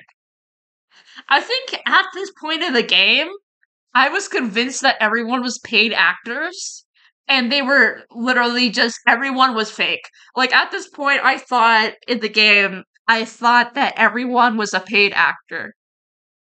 And that includes storyteller, Dark Law, the judge, every single townsperson. And the only people who were not paid actors was Phoenix and Layton and Luke and Maya. And so I, at this point, was suspicious of everyone. Because I was like, there's no way in fucking hell in 2019 this is gonna happen. It has Santa as the judge to judge who's naughty and who's nice. Yeah. Oh, there is. Noticing while investigating the crime scene. Every character in this series is a paid actor? God, I wish. You may recall that there is a small painting behind this desk. Sholmes is a paid actor. You're a paid actor. I'm a paid actor. And for some reason, the wall behind it is painted green. It was what? I recall seeing that painting myself, too. If we look at this floor plan, Not like the ones in our theater. I'm an unpaid actor. I just didn't know we were getting paid. I gotta speak to HR. That's not green. Ugh. I'd say it's around here. So there's green right there, green right there. So potential for portal is right there. Mr. Wright, I'll mark it on the floor pan. Thank you, Isabella. It's been bothering me since I saw it, but it's not clear what it was. At the time of the incident, a portal opened up behind that painting. In other words, that was the wall utilized for the spell Godor. Can we join Sinja's theater group, please? Objection. I'm not being paid doesn't sound bad now, doesn't it? Oh god. You're being certainly persistent. You just want a portal to be there so much, don't you? He's like, you want there to be a portal right there. You really want there to be a portal there, don't you, bud? The wall behind the painting was green, and that's a fact. Do I count as British enough? I think you do. Incidentally, I remember that painting well. It was a small landscape piece. Oh, he has a book now! Oh my god, he has a book! I didn't know Barnum had a book opening spray. That surprised me. About the size of, say, an open grand grimoire. God, he looks so pathetic. He's like Susato, he's like, he like pulls this book out of his infinite arm shoulder hole, and then he's just like, you know, yeah. It's just like, you know, like if you go to church and there's like the Bible or whatever the fuck under the seats or in front of the seats. I'm not religious, but it's like that. But like the Grand Grimoire is just in every single defense bench or prosecution bench. Yeah. Yes, it was about that size, indeed. A small, adorable picture. That's a singing book? Okay, I'm taking your word for it. Oh god. Even if the portal had opened on that small patch of green, no person would be able to pass through it. The fact she'd be able to put her arm through, at the most. The book opening spray just pulls it out of her arm. Yeah, like her book just literally just exists, like just starts existing in her arm, and then she just pulls it out. Which is just so stupid. Because they didn't really put the effort into like making a big like pouch flap for her, because in her kimono or whatever it's called, I think it's kimono, she has a pocket in her sleeve that makes it so she can put her book in, but her DLC outfit doesn't have that. So it is indeed a kimono. Okay, I was like, I think it's a kimono, but I could be wrong. So will you please explain how a witch could possibly have escaped through a portal this small? Oh, it's Cherry, because Cherry's short. Okay, that makes sense. He's right, Mr. Wright. No one could have got through the portal that small. Imagine spending years studying magic and your spell doesn't work because the wall was the wrong color. God, you're so right. Sweet, no spoilers. Shinja, that's not really a spoiler. It's Cherry because Cherry's small. Yeah, because what we were saying is in the floor plan, he was saying that this is too small for a person to go through, but then I said it was Cherry because Cherry's short. So Cherry, you clearly did it. Should have learned color theory instead, yeah. What if you were colorblind and a witch? That would be a shitty situation. Have you anything to say? Or are you so crushed with the realization of your mistake that words will fail you? Sorry, Cherry, I had to do that. I had to poke fun. Portal was too small for a person.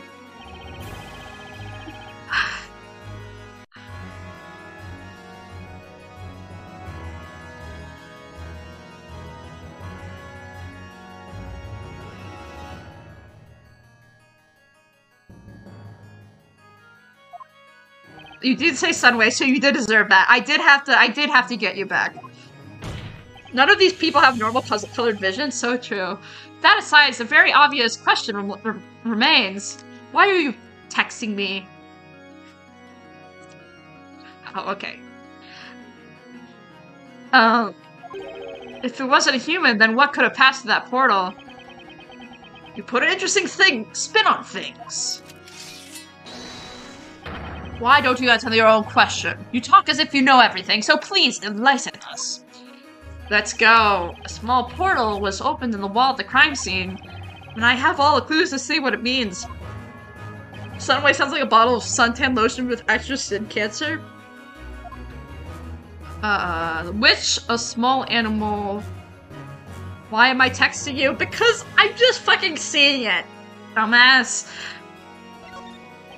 No human could have passed through a portal that small. Even a witch could have pulled that off.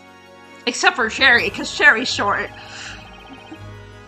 So are you finally forsaking your mistaken assumptions? Cherry's angry today! I haven't finished, Inquisitor. The fact remains that something else could have passed through the portal. Cherry, are you a witch? I'm being called short, of course I'm angry. Oh, and what would that be, Sir Blue Knight? The portal was created after the professor was turned into gold. Small person behavior. I'm sorry. As a tall person, I feel like bullying Cherry because Cherry's been bullying me all morning. Cherry, I'm bullying you because you bullied me. Okay, this is fair. This is very fair. You have grown. Just stand up and stand tall above accusations. Wait. Yes, Ghost Book. Yeah.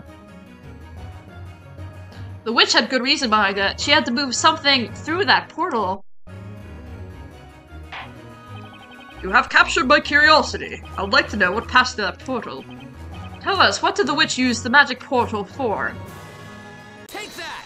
She touched the Talia Magica. You could touch the top of doorways. Oh, that's so cute. I've been able to touch the top of doorways since I was 13. So, I'm so proud of you. Jerry, you have to jump. 1 second. I need to. Give me 1 second.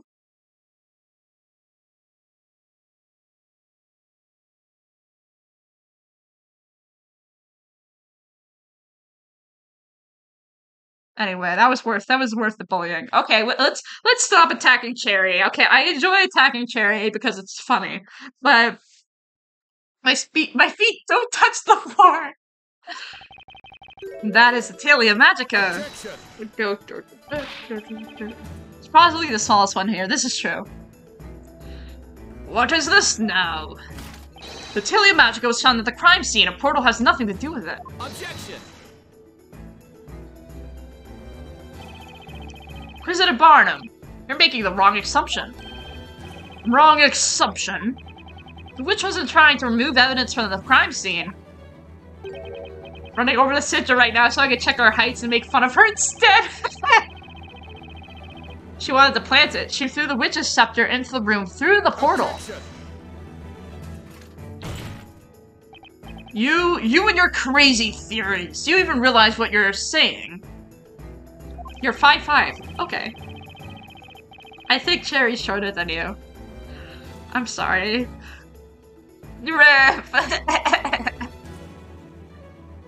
You're a centimeter taller than me. Guys, I'm taller than all of you.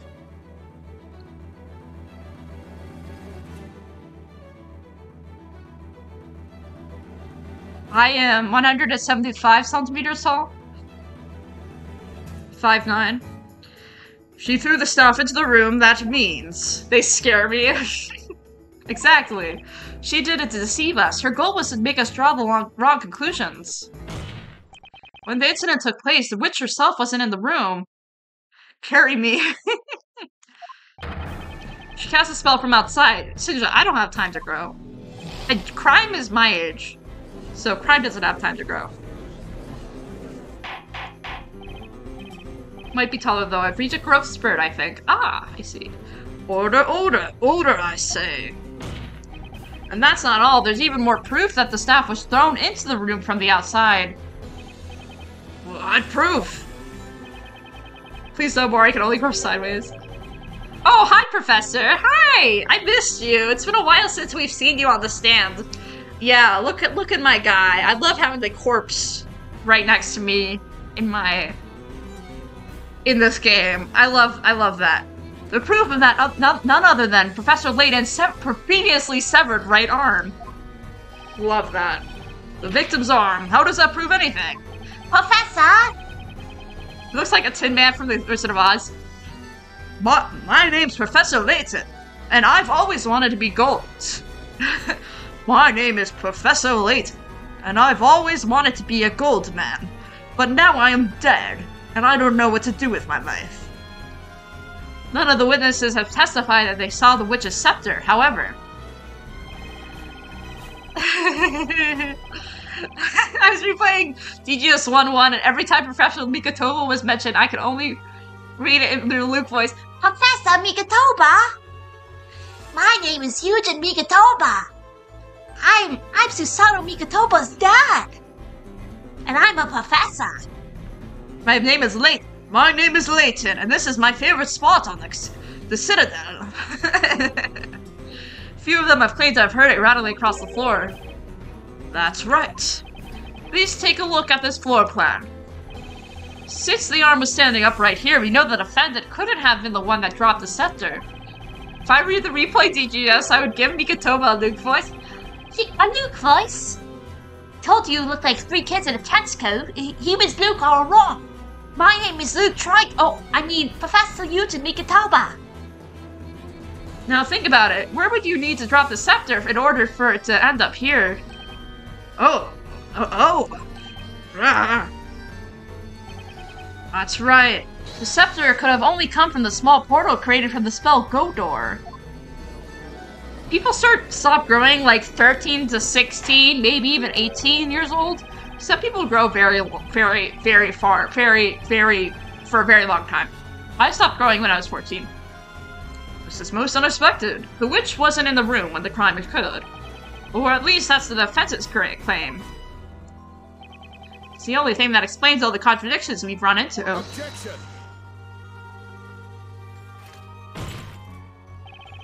What? You were that tall at 14? Yes! I was a tall child! Thank God I stopped growing, though, because I have scoliosis, and my back is shaped like an S. And so I had to wear a brace at night. Like, I had to wear a back brace at night, every night, for like 5 years. S-tier back, yeah. And I was only able to take it off and not wear it once I stopped growing. So yeah, stopped growing at 14, and the doctors like cheering because they were like, "You don't need surgery, woo!" And I was like, "Great, I love not needing surgery, woo." Technically, I'm supposed to be taller though. But yes, don't do it. Sir Blue Knight, with that imagination of yours, you could aspire to write fantasy stories. A nice try, I must admit. However, this line of assertion is futile. There is a glaring contradiction in your words. Highest society surgery? No. Another contradiction. Whatever are you referring to, Inquisitive Bottom? This is the Talia Magica that was used in this incident. As we have established, there are 2 magic gems in it. One for the golden transmutation spell, Goldor, and one for the shadow familiar spell, Familia. Which in possession of this staff would not have been able to cast Godor? Yes, you're absolutely right. But you can't write off all the evidence supporting my theory as mere coincidence. Why must your agreement always be followed by a but? Like what we're talking about in chat that I'm not going to say, because it feels awkward. What I'm getting at is this Talia Magica. It's not genuine. Not genuine. That's right. And it is naturally the one responsible for the deception is the real culprit of this crime. Yeah, don't be hating on body here, my guy. You're not genuine. I would actually never take tea. I think just because I don't want to change my voice and I already do deep voices and high voices, my voice is the gender fluid dream. You lucky duck. Enough of the suspense. It's too much for a man my age. The defense shall reveal what is meant by this so-called deception. This one's not relevant, right? But here before facial hair. Oh god. First, I want to clarify one thing. So, the purple gem doesn't exist. There's no... Okay, so this gem, Familia, didn't actually exist. So that wasn't even cast. Can we be certain that the Talia Magica in the question is authentic? Without doubt. The metal rod in the center is called the Spidia Magica. The witch's mark on the tip is clearly visible and it's highly detailed. It is impossible to forge, even by the finest craftsmen in all Labyrinthia. I can guarantee you its authenticity. That leaves us with only one possibility. Yeah, don't spread hate, come on. The forgery in question is the Familia magic gem. What? A forged magic gem. Objection. Yeah, haircuts are fine. That, or is an insult to our investigators. Objection.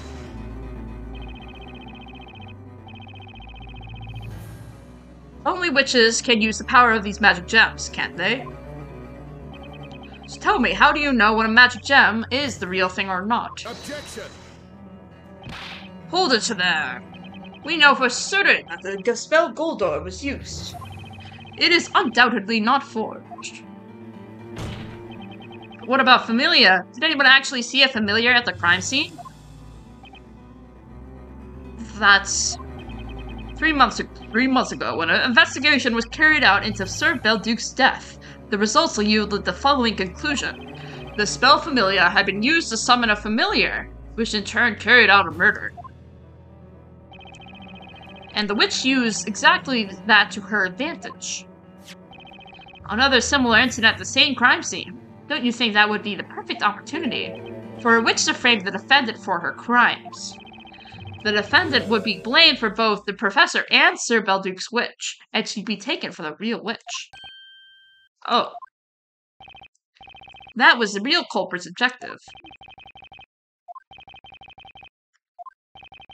They're like, oh shit, we've been got. We've been got. There's a chapter in the Magic Archive, an old collection of tales of the occult, about the way to test if whether or not a magic gem is genuine. Oh. How can we test it, my lord? It's very simple. A genuine magic gem is composed of a mineral with a density lower than pure water. Okay, so we put gem in water, and if it sinks, then it's not real, it's fake. Or you could see if the magic gem floats on water. Witch trial techniques. This is literally a witch trial, Sinja! Pure water. All you need to do is see if the magic gem floats on water. It's literally a witch trial, Sinja! Well shit, yeah, they're talking about witches! That is simple indeed. All non-magical minerals in our world, with the exception of the sepalite and a few other special kinds, sink in water. These eerily sparkling gems, however, will never sink when put in water. Bailiff, remove this magic gem for immediate examination. The magic gem's a fake? What's up with this trial? This is not how it was supposed to be. It's alright, darling. Don't cry. You'll get to see witch burnings today. Sir Barnum never disappoints. Hush now. There. What the fuck? Okay. Yep.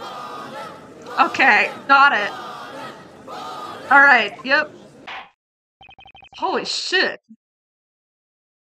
She's like, honey, you'll see a witch burn today. You'll see a human being burn at the stake. It's casual.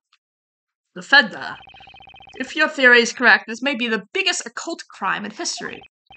But another important question remains. I wonder if you can answer it. Who is the supposed real witch who threw the Talia magical through the portal? real witch. There's only one person that comes to mind. Frankly, I still find it hard to believe, but it's the only possibility. Once I indict her, there'll be no turning back. Knowing the consequences, should I give them her name? Yikes.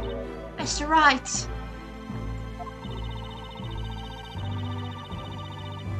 Labyrinthia witches are punished by fire. I didn't know you think that's going too far. What even a world that seems so insane to you? Those who take lives of others must be punished. That's a universal law, isn't it? The witch turned the professor into a golden statue. And that's not all. She took the life of the alchemist, too. And now she's trying to pin the whole thing on Maya. I just can't let her get away with that. Okay, I know who it is, but... Well then, defense, let us hear your theory. Who is this witch responsible for using Godor and then flowing the scepter through the resulting portal? Let's go. Goodbye everyone, don't forget Man-Mia Sand. I will not forget Man-Mia Sand. I will never forget Sandman. Sandman, my beloved. So the answer is Jean Grey Earl. Take that! Jean Grey Earl is the witch. When you've eliminated the impossible, whatever remains, however improbable, must be true. There's only one logical possibility. It has to be that person. The real witch is Jean Grey Earl. Grey Earl. I've heard that name somewhere. Wait, isn't that the butler who served Sir Baldu? That's correct. My crime, not like this. Who the heck is Jean Grey Earl? It's the butler. The one who looks like this, with the bowl cut. The one with the bowl cut that, we were talking about? Yeah. This is Jean Grey Earl. However, it's that kid. So we're saying that Jean Grey Earl is a witch. However, that's impossible because Jean Grey Earl is supposedly a guy who uses he/him pronouns. Looks like a small child. Yeah, he's a small child. What's this about? You seem to love rolling out these ridiculous suggestions, but you ignore the obvious. Jean Grey Earl is male. Inquisitor Barnum, tell me one thing. He's not a they/them. No, he's a he/him. He's a he/him. Is it only females that can be witches? Are you daft? Of course it's only females. Misogyny. Never in the history of this court has there ever been a male witch. You're so utterly ignorant. You should be ashamed of yourself. Alright, well, I'd like to ask you another question. Is Jean Grey Earl really a male? What? What a ludicrous question. The defense is certain that Jean Grey Earl is the witch responsible for using magic on Professor Layton. He's transmasked and Phoenix is outing him? Not exactly, but you're very close. Would you stop fooling around? This is a groundless accusation. Objection! Groundless, you say? I'm afraid that's where you're wrong. The paper slapper himself? It is the paper slapper himself! She's trans femme and Phoenix is outing her? Not exactly. Like, you gotta understand the reason why she is putting on a front that she's a guy. She does use she, her pronouns, and she is a girl. But the only reason why she is, saying that, she's presenting as a guy is because of how horrible the misogyny is in this society. And she knows that it's horrible. And so she's like, the only safe thing that I could do is, you know, present as transmask. At the time of the crime, Jean Grey Earl is the room next to the alchemist study. And one of the walls in that room was painted green. It was? Ryotaro moment? Yeah, exactly. Same vibe. What's more, the green wall, Joan d'Arc, was the one adjacent to Sir Balduc's study. What? This is madness. Inquisitor Bond, quickly, have the butler summoned to the court. Have Jean Grey Earl brought here immediately. Certainly, my lord. It shall be done.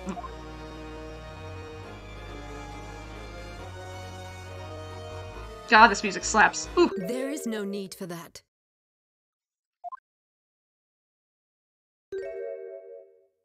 I am here. I shall come down right away. Oh, shit. Ah, it's you. Well then, Mr. Wright. Shall we begin? Jean Grey Earl, are you in the past yet? I am in the past. Not really. I mean, we're not in the past, but we're in 2019, and it's pretending it's the past. I'm the problem? No, you're not the problem. It seems the trial has turned into a new direction. I think we all need a bit of time to take it in. We shall take a brief intermission. 2019 is past, Astro. Yeah, actually. Yeah. Okay. It's a song. Oh. Inquisitor defense. Sharpen your swords and wits to prepare yourself for the next stage of battle. Yes, Your Honor. Voice acting in my Phoenix Wright game? I know, it's wild. It shall be done, my lord. By the time we resume, the examinations to the magic gem should have ended as well. Now the court is adjourned for a brief intermission. We're gonna continue because I want to continue. I want to see this trans icon. Probably won't be continuing for an incredibly long time, but I want to get a little bit farther into the case. Sinja! It's Sinja's name. Chapter 4.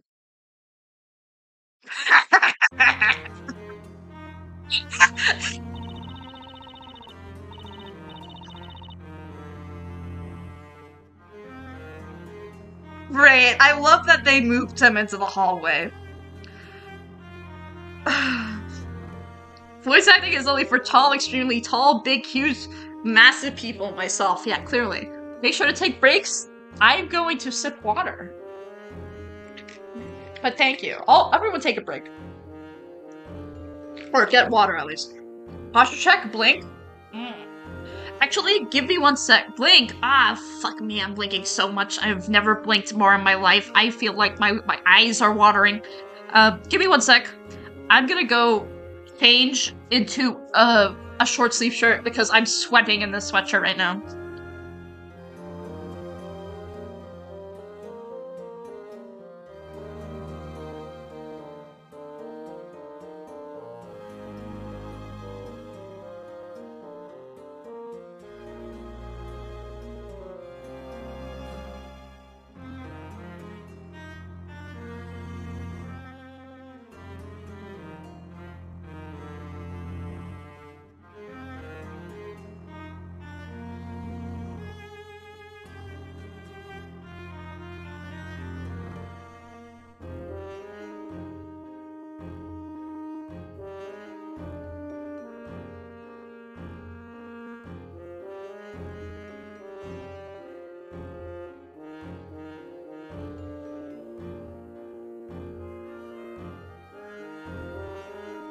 Okay, back.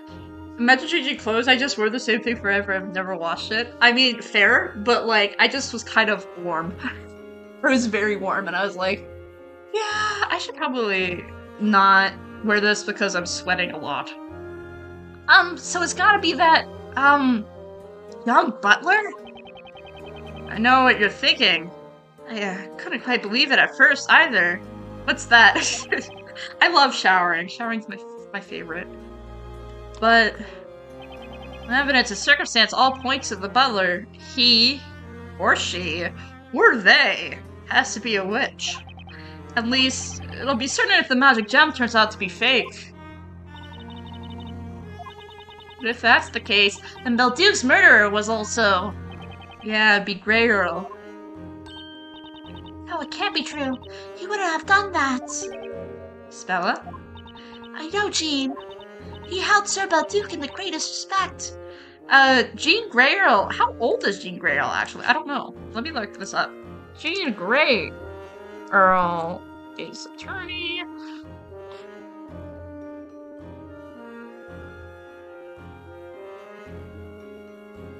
Jean Greyrell doesn't have the age. I don't think.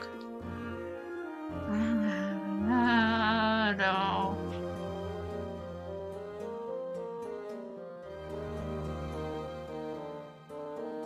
Interesting.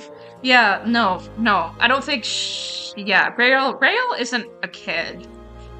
No, Greyrell is kind of a kid. Greyrell's...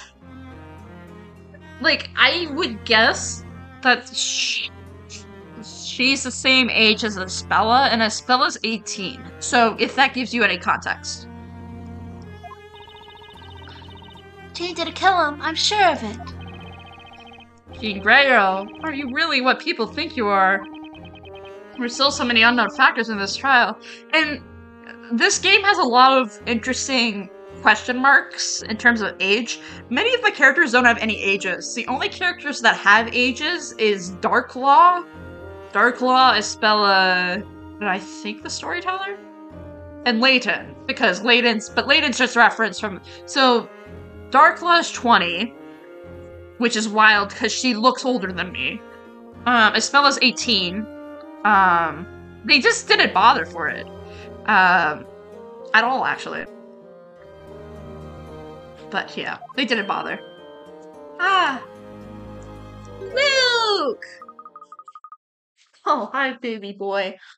I miss you. I miss you on my side. It's Luke!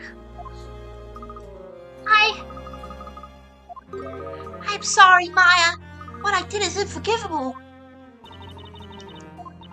What are you saying, Luke? All you did was testify about what you saw. But I should have trusted you. Well, you trust us now, right? Kinda makes sense because you don't know these people? No, there's another reason for it, Cherry, that I can't tell you about. But there's another very good reason for it. There's another very, very good reason for it. Like, Barnum doesn't have an age, and he's the prosecutor. Barnum doesn't have an age at all. We don't know how old he is. Which is very weird. Barnum is also a silly little guy, though, but he's a main character. But, yeah, no, true. Anyway, Luke, it's thanks to you that we discovered new information. Thanks to me. Sure, you got Cracker to testify. That was a great idea. I wish I could talk to animals. Don't you too, Espella? Oh yes, I'd love to have a chat with Eve. So, Luke, will you teach us how to do it? Pretty please. Yeah, of course. I could try. Yay, that's a promise, right? Oh, he's still so sad. Mr. Right. What is it, Luke? Think that Luke ever aged? Hey, listen. Listen, look at my boy. Look at him.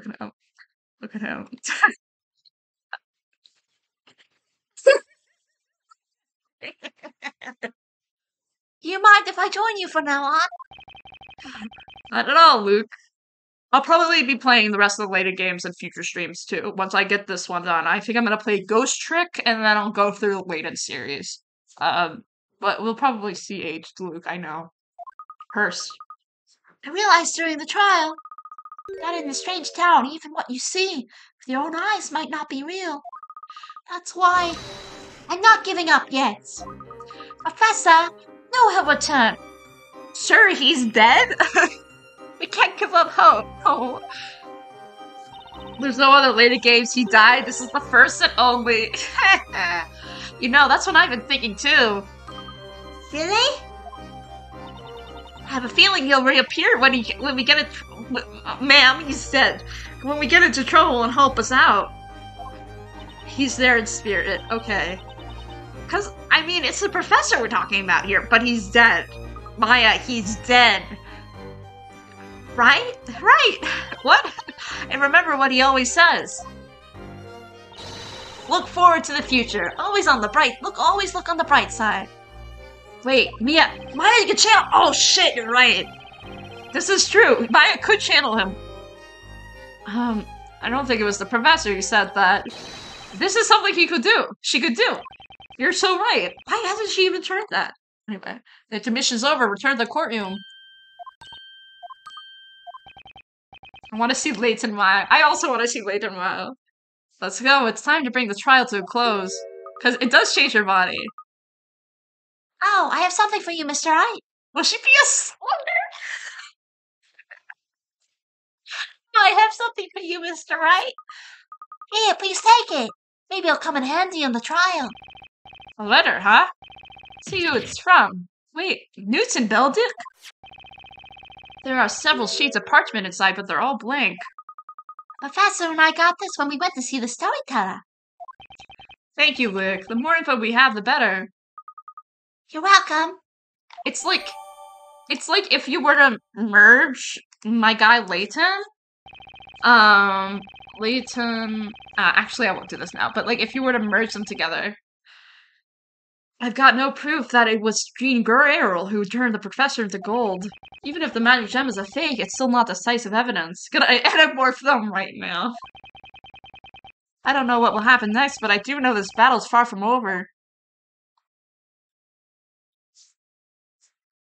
Let me see, Jean.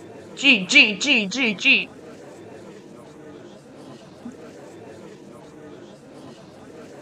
Maya's still in the...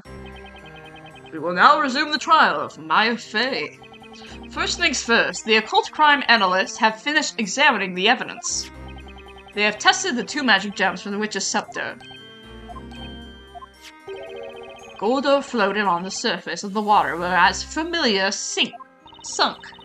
It was said that the genuine magic gems flowed in the pure water, wasn't it? Thus it has been established that the Familia magic gem is a fake. Okay. Order in the court. This does not prove that Goldor was used, of course. I can't believe the only defendants in this game are so far are Spell and Maya.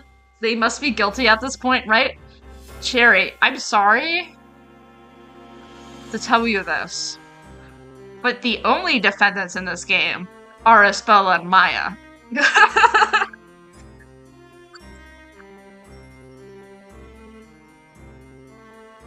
This game has no other defendants.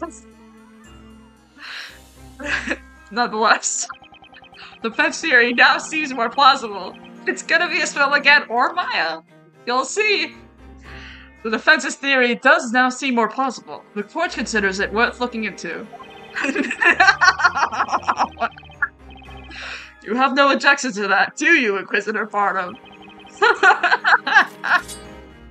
Well, there's only 4 cases, and we're at the 3rd one. No, my lord. So it's like Apollo Justice, and there's only 4 cases. Now then, bring in the witness. You are defending 2 guilty people, 2 criminals. Yeah. I want to see Jean. Hi, Jean. Witness, state your name and profession. What a lovely game. You are so right, Bonzi buddy. Welcome in. My name is Jean Greyo. I serve the late Master Beldick. Since his death, I have been tending to his dwelling and putting his research materials in order. Very nice case and a very nice witness. So true. I don't know what this is, but I feel like there's something a bit different about Greyo today. Witness, is there something we need to clarify first of all? Or they could do the twin thing. Maybe Jean Greyo has a twin that is the witch. And yeah. Giving off Hosonaga vibes right now? So true. As you are no doubt aware, you have been accused of being a witch. Therefore, it is vital that you tell us. Are you a boy? Or a girl? What is your gender? That's so stupid. That's so funny. Are you a boy or are you a girl? Anyway, I think it's funny.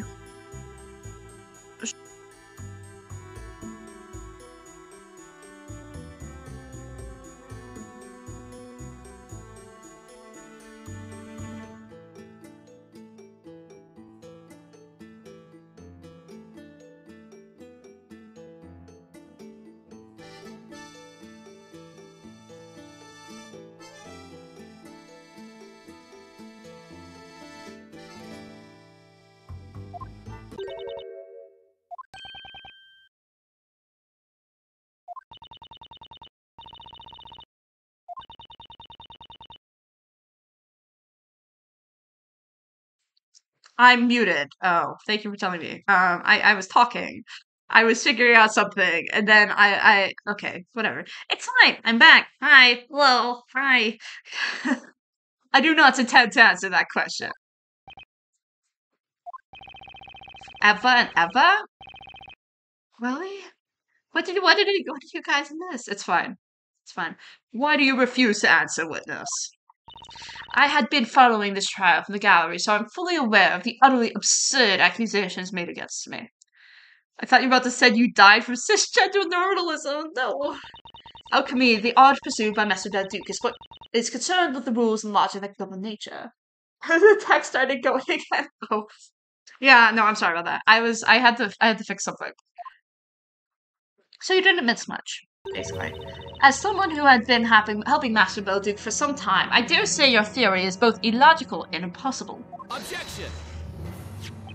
The witch's scepter was thrown into the crime scene through a portal created by the magical spell Godor. That portal could have only been opened from your room. And muted after Barnum asked if you were a boy or a girl. I was so appalled as a non-binary human being that I had to mute my mic. And what's more, one of the walls in your room is painted green. I believe anyone is free to paint their walls in whatever color they please. Besides, your theory relies on one magic gem being a fake, while that may have been proven true, another question has arisen. Where could the genuine magic gem be?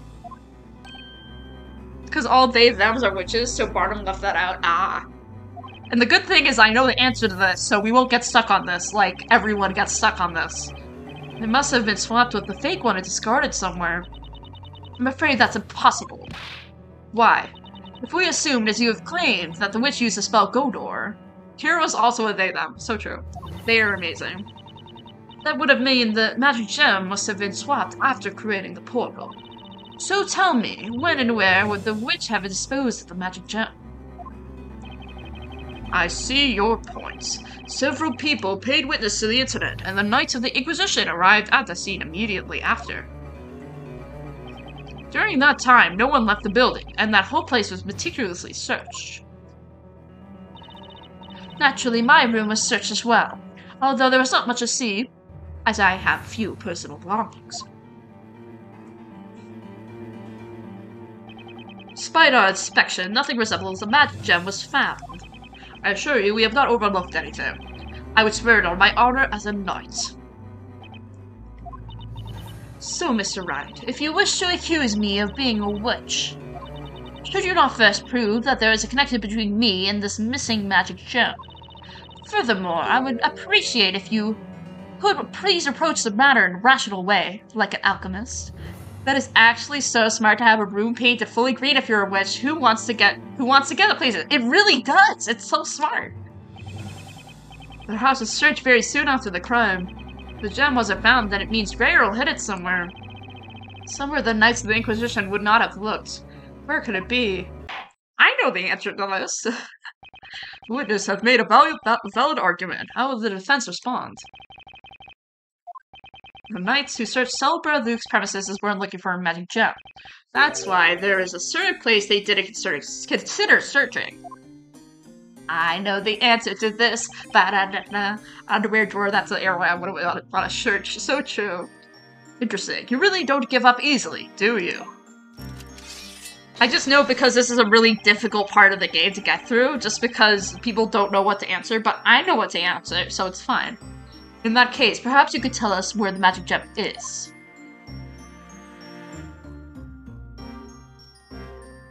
It's in Greyrel's possession. Greyrel has it. Sure, Beldu's premises is thoroughly searched. I don't think anything would have been missed there. Is this an acro moment? What? Maybe. Oh my god. You anticipated that, so that's why you hit it in a blind spot, so you knew it wouldn't occur to the knights. A blind spot, you say? Well, where is it? It's somewhere on Greyrel's person. What? It's on the witness. Bus was under that wheelchair the whole time. Oh my god. Don't tell me the witness has it in their pocket. You're just guessing, aren't you? You think you can just say anything you'd like. By the way, I'm afraid there are no pockets in my clothing. This is the second time I've seen Jean Greyrel today, and both times I've had a feeling that something wasn't quite right. Maybe it's just me, but it'd be related to the whereabouts of the magic gem.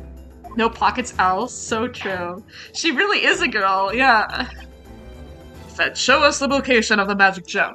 Where do you think this witness held the magic gem on the day of the crime? It was right there. Got it. It's hidden somewhere around here. Objection.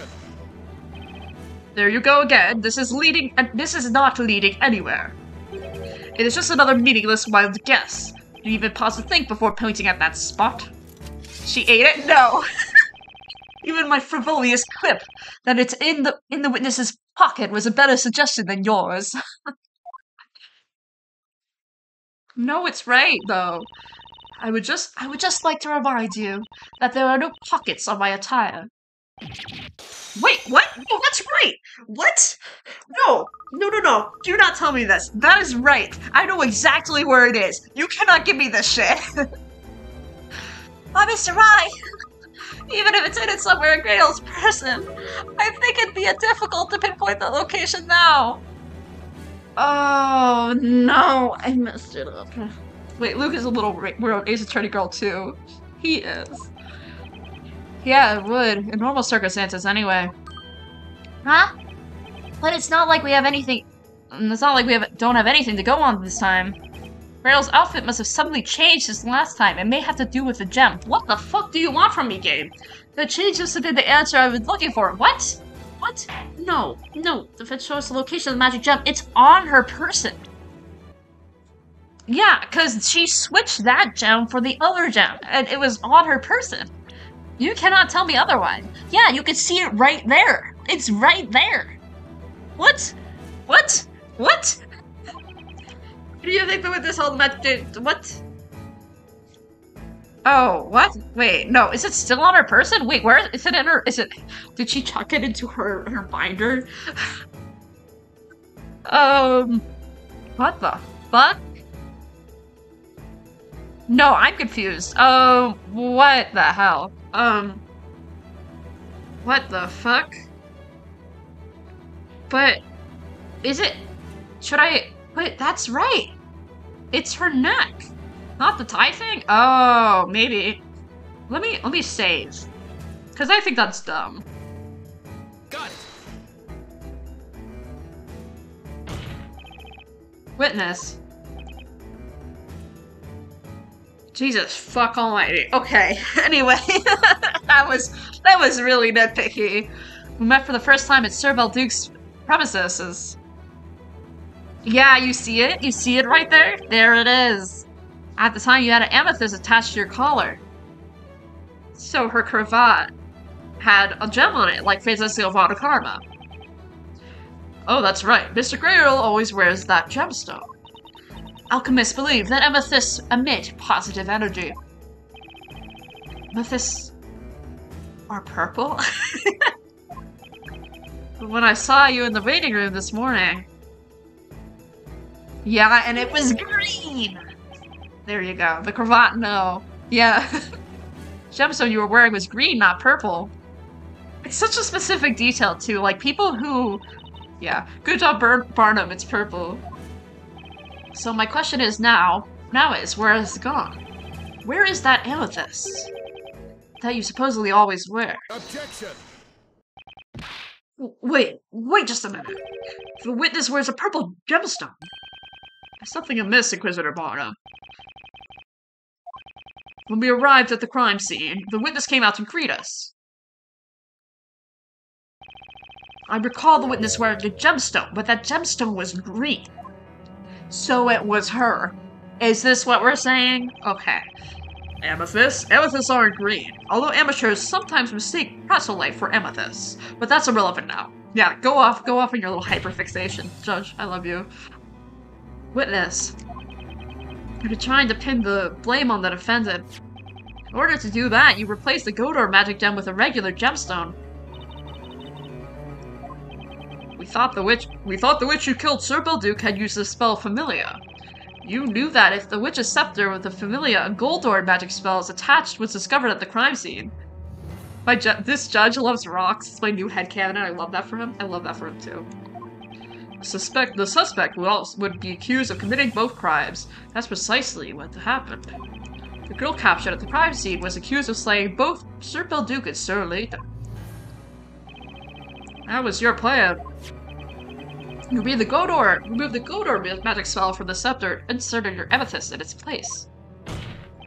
And then, you attached the Godor gel to your collar. That's why, when we saw you shortly after the incident, you were wearing a green gemstone.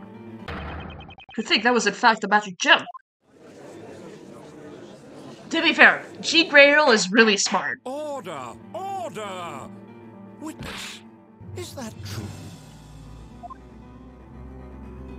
This amounts to nothing more than conjecture. I do not believe you have any solid proof. I would suppose she's gonna burn at the stake. However, because tradespeople are illegal, obviously. I have to concede that you have surmised a logical connection between me and the missing magic gem. Consequently, I am prepared to answer your questions. Oh my god. Ma'am, what is your gender? Good. I will repeat what I asked you previously. Please say it. I want to hear it. I want them talk about gender. Witness, state your name, profession, and finally, your gender.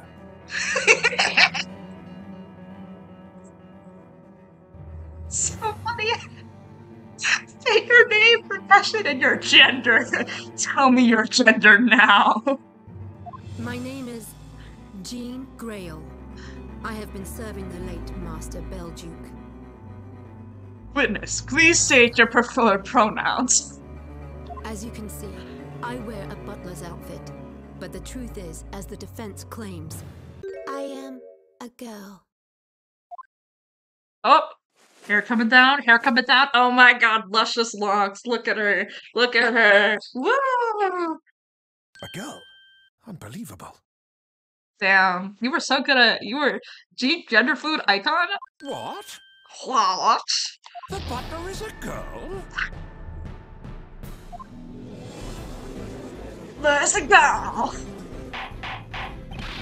in the courtroom. Order in the court. P. Grail, are you declaring to this court that you are in fact female? Yes. But everyone in town was under the impression that you were a boy. You fucking what? You fucking what? Sorry. Eh? Do you hear that? The butler's a girl. Does that make it a maid? Women are forbidden to enter the courtroom. Takasuchi Barnum. Yeah, no, so yeah. To be fair, this representation of person who, you know, is like trans is better, like probably the best representation of it, except for maybe Ryotaro. In All Ace Eternity. Including the one who's canonically trans. I knew there was something suspicious about her. I mean her. You know what, Rots? Think about it. All that alchemy, that's mighty sus. What do you mean Grimsby Roylott? Oh, Grimsby Roylott? Damn, you're so right. Actually, I forgot about Grimsley. You're right. Just listen to them. Listen to their wild gossip and accusations. Alchemists presume knowledge of the rules that govern nature. To townspeople, alchemy is no different than magic. Had they known I was a witch girl, they would have taken me for a witch. You see? Yeah. So the misogyny in this town is so fucked up that she needs to look masculine to like not be accused of like everything. She needs to look masculine, like just to be safe. It's like the opposite of presenting your assigned gender at birth in this situation. That's what Master Belduke was worried about. He said it would be safer for me to pretend to be a boy. In other words, you disclose that you're a female, but deny that you're a witch? I would have thought that was obvious. I mean, to be honest, Jean Greyroll is a queen. I love her. At least she didn't actually have a bowl cut. That's a fate worse than being a witch. So true. She knew that once her gender came into question, she wouldn't have been able to conceal it. That's why she's made this public now. It was the most rational choice for her. Inquisitor Bond, may I ask you one question? Has all the evidence in this Golden Gentleman case already been presented? Why do you ask? As it stands, you do not have a single piece of evidence proving that I am a witch. Given that the lack of pertinent evidence against me, I would like to be permitted to return to my duties. Oh, she's Giselle Brendan. Okay. What say you, Inquisitor Barnum? It has been proven that the two gems were swapped. However, it may have been also possible for the accused to have done so. Objection! She's like, bro, I got places to be. She's like, I got places to be, people to see, shit to do. She's ready to go. Maya had no reason to swap those gems. This is a place of judgment. There is no need to understand the reason behind a criminal's actions. Pardon? Huh? She's a butler, to be honest. She got stuff to do. She does got stuff to do. After all, those whom we judge are otherworldly creatures. They are women. Dear God. They are witches, but like, that's literally what he's saying.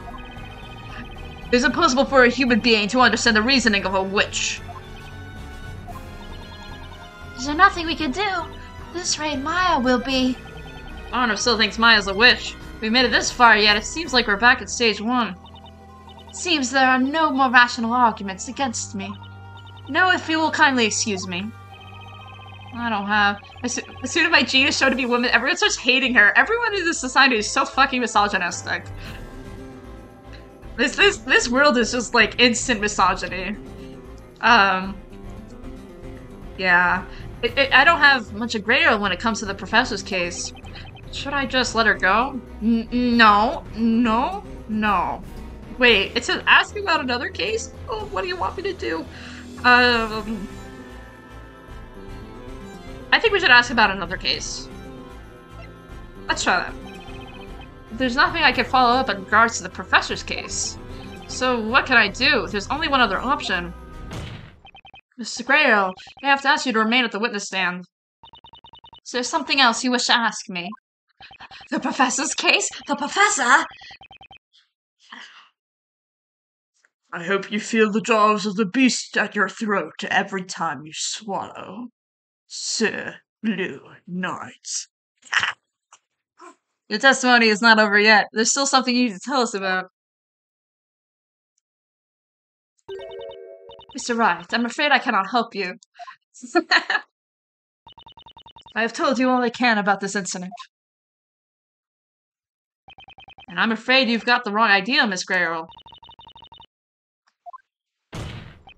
Your Honor, what this witness needs to testify is not the professor's unfortunate incident, but rather the incident from 3 months ago, namely Sir Belduke's death.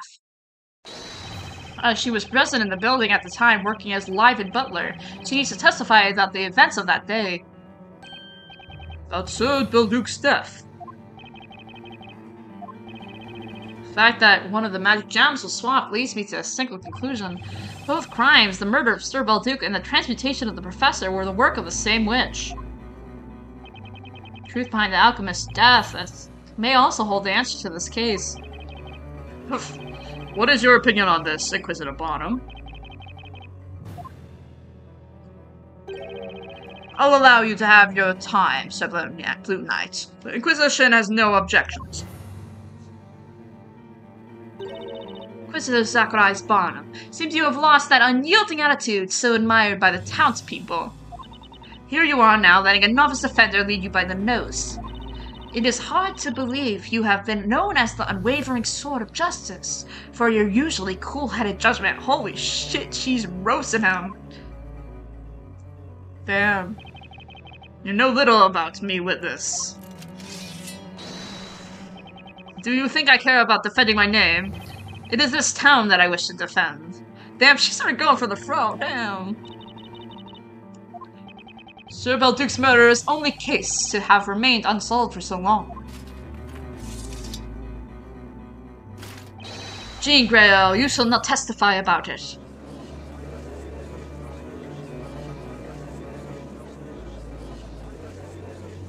Oh, they're staring at each other. Oh, everyone's staring at each other. Okay. As demanded by both the defense and the Inquisition, the witness will testify about Sir Belduke's death. Any questions? No, my lord. I must, however, mention one more thing before we begin. If it cannot be proven that Jean Grail is a witch as claimed by the defense, the court will irrevocably consider Maya Fey to be a witch responsible for both crimes. Is that understood?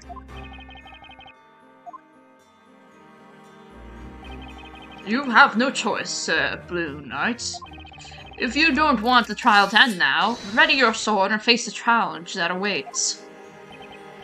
The opponent's a real witch. It's a gamble that puts Maya's life at stake. Nick! Maya. No witch is gonna outwit you in court. You're Hell an yeah. ace attorney after all. Name drop. Oh, name drop. For at least for once, you're telling you this is the illusion of choice, yeah. So, let's do it! You're an ace attorney, Nick. The defense accepts the positions. Let's proceed with the trial. Prisoner Barnum, you may begin. We shall start with a brief summary of the incident. About 3 months ago, in the dead of night, Sir Belduke the alchemist was murdered. Look at him. Crime took place in his study. Just as with this incident, the room has been locked from the inside. Edgeworth. Yeah, he kind of looks like Edgeworth.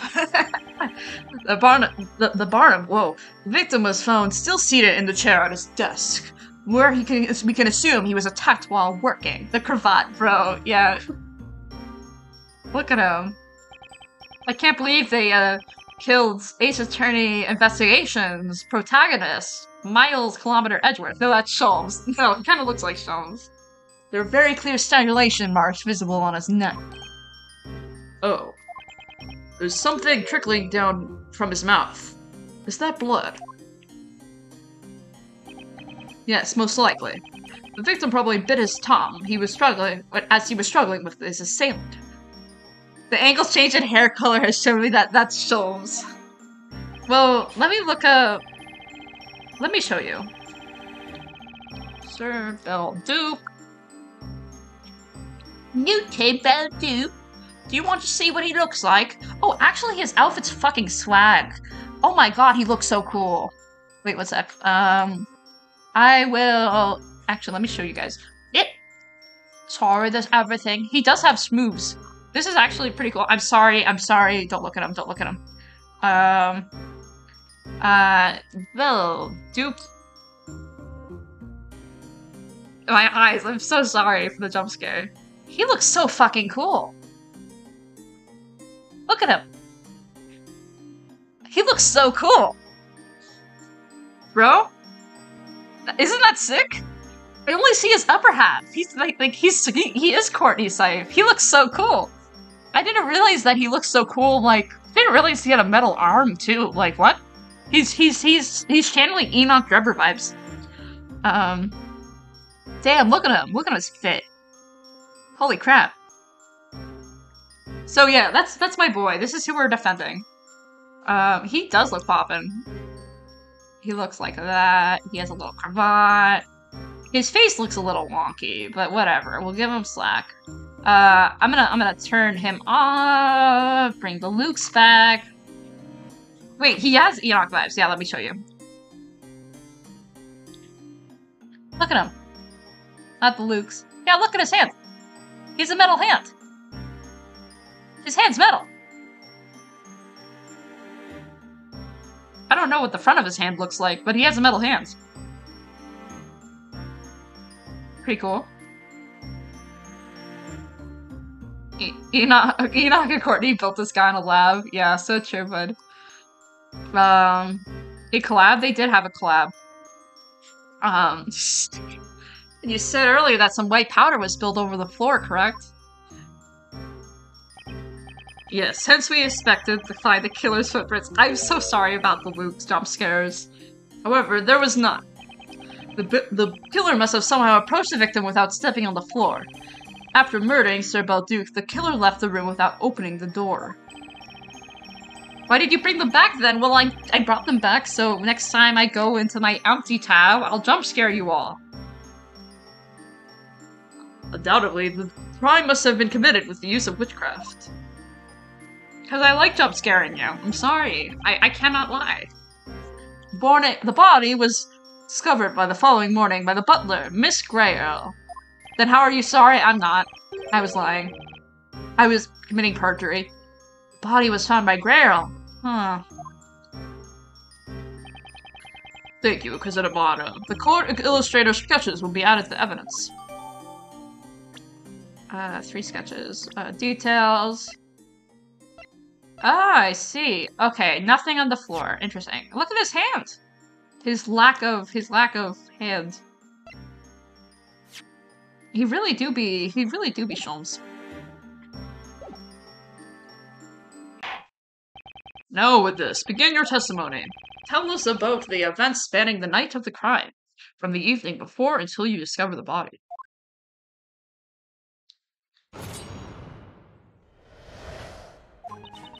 At around 1 o'clock at night, I excused myself and left Master Belduc in his study. When I called for him breakfast in the morning, he did not respond. The door of his study was locked.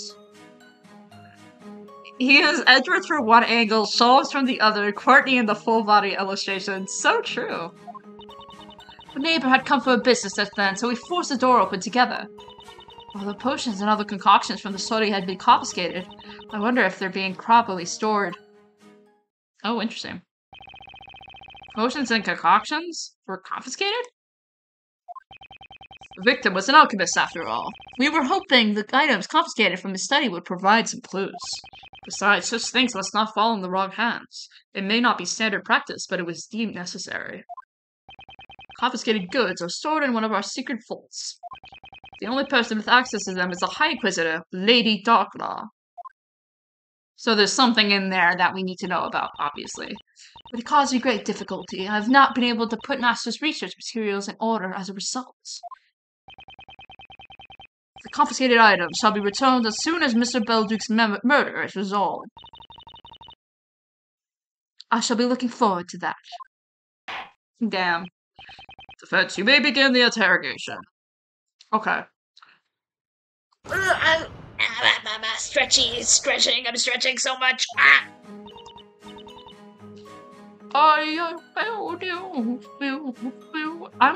don't know if I want to stop now or not. Do it again. Ow, I will do the stretching.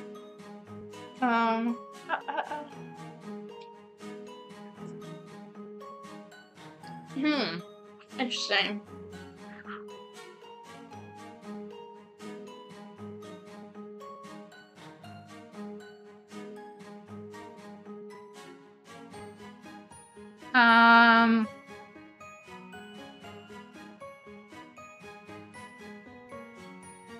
Yeah, okay. I'm thinking I might stop here.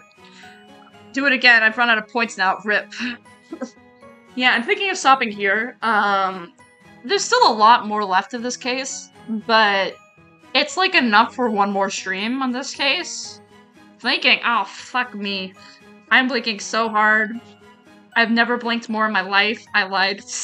Oh, look at you, the gaslighting genius. Obviously. I think we might be raiding Kyle. Probably. Because it's Kyle time. Kyle's playing Tales from the Borderlands. MD is hosting Naga, by the way. Oh, shut the fuck up. Shut up. Shut up. Shut up. I don't appreciate this house here. Yeah. Kyle is playing, Tales from the Borderlands. and we're gonna go shoot a raid. I would continue more, but I really feel like that this is more of a two-part case. So yeah, Tales from the Borderland. But yes, I will see you guys all tomorrow, hopefully. We'll be doing, Ace Attorney Investigations 2 tomorrow, hopefully, if it pans out that way. We'll be doing AAI 2 tomorrow, hopefully finishing AAI 2-3, because I like AAI 2-3. I like AAI 2-4 a lot, and I'm excited for that. So yes, we're going to be playing Investigations tomorrow, and then next week on Saturday we will be playing more of this case, probably finishing this case, and then seeing where we go from there. But yes, if you guys want to raid, we could do the raidy fish. The raid fish, the fish, raid fish raid. Where's my raid emote? Couldn't find my raid emote for a second. I was kind of sad. But yes, you could do the raid emote. And yes, I will see you guys tomorrow, probably.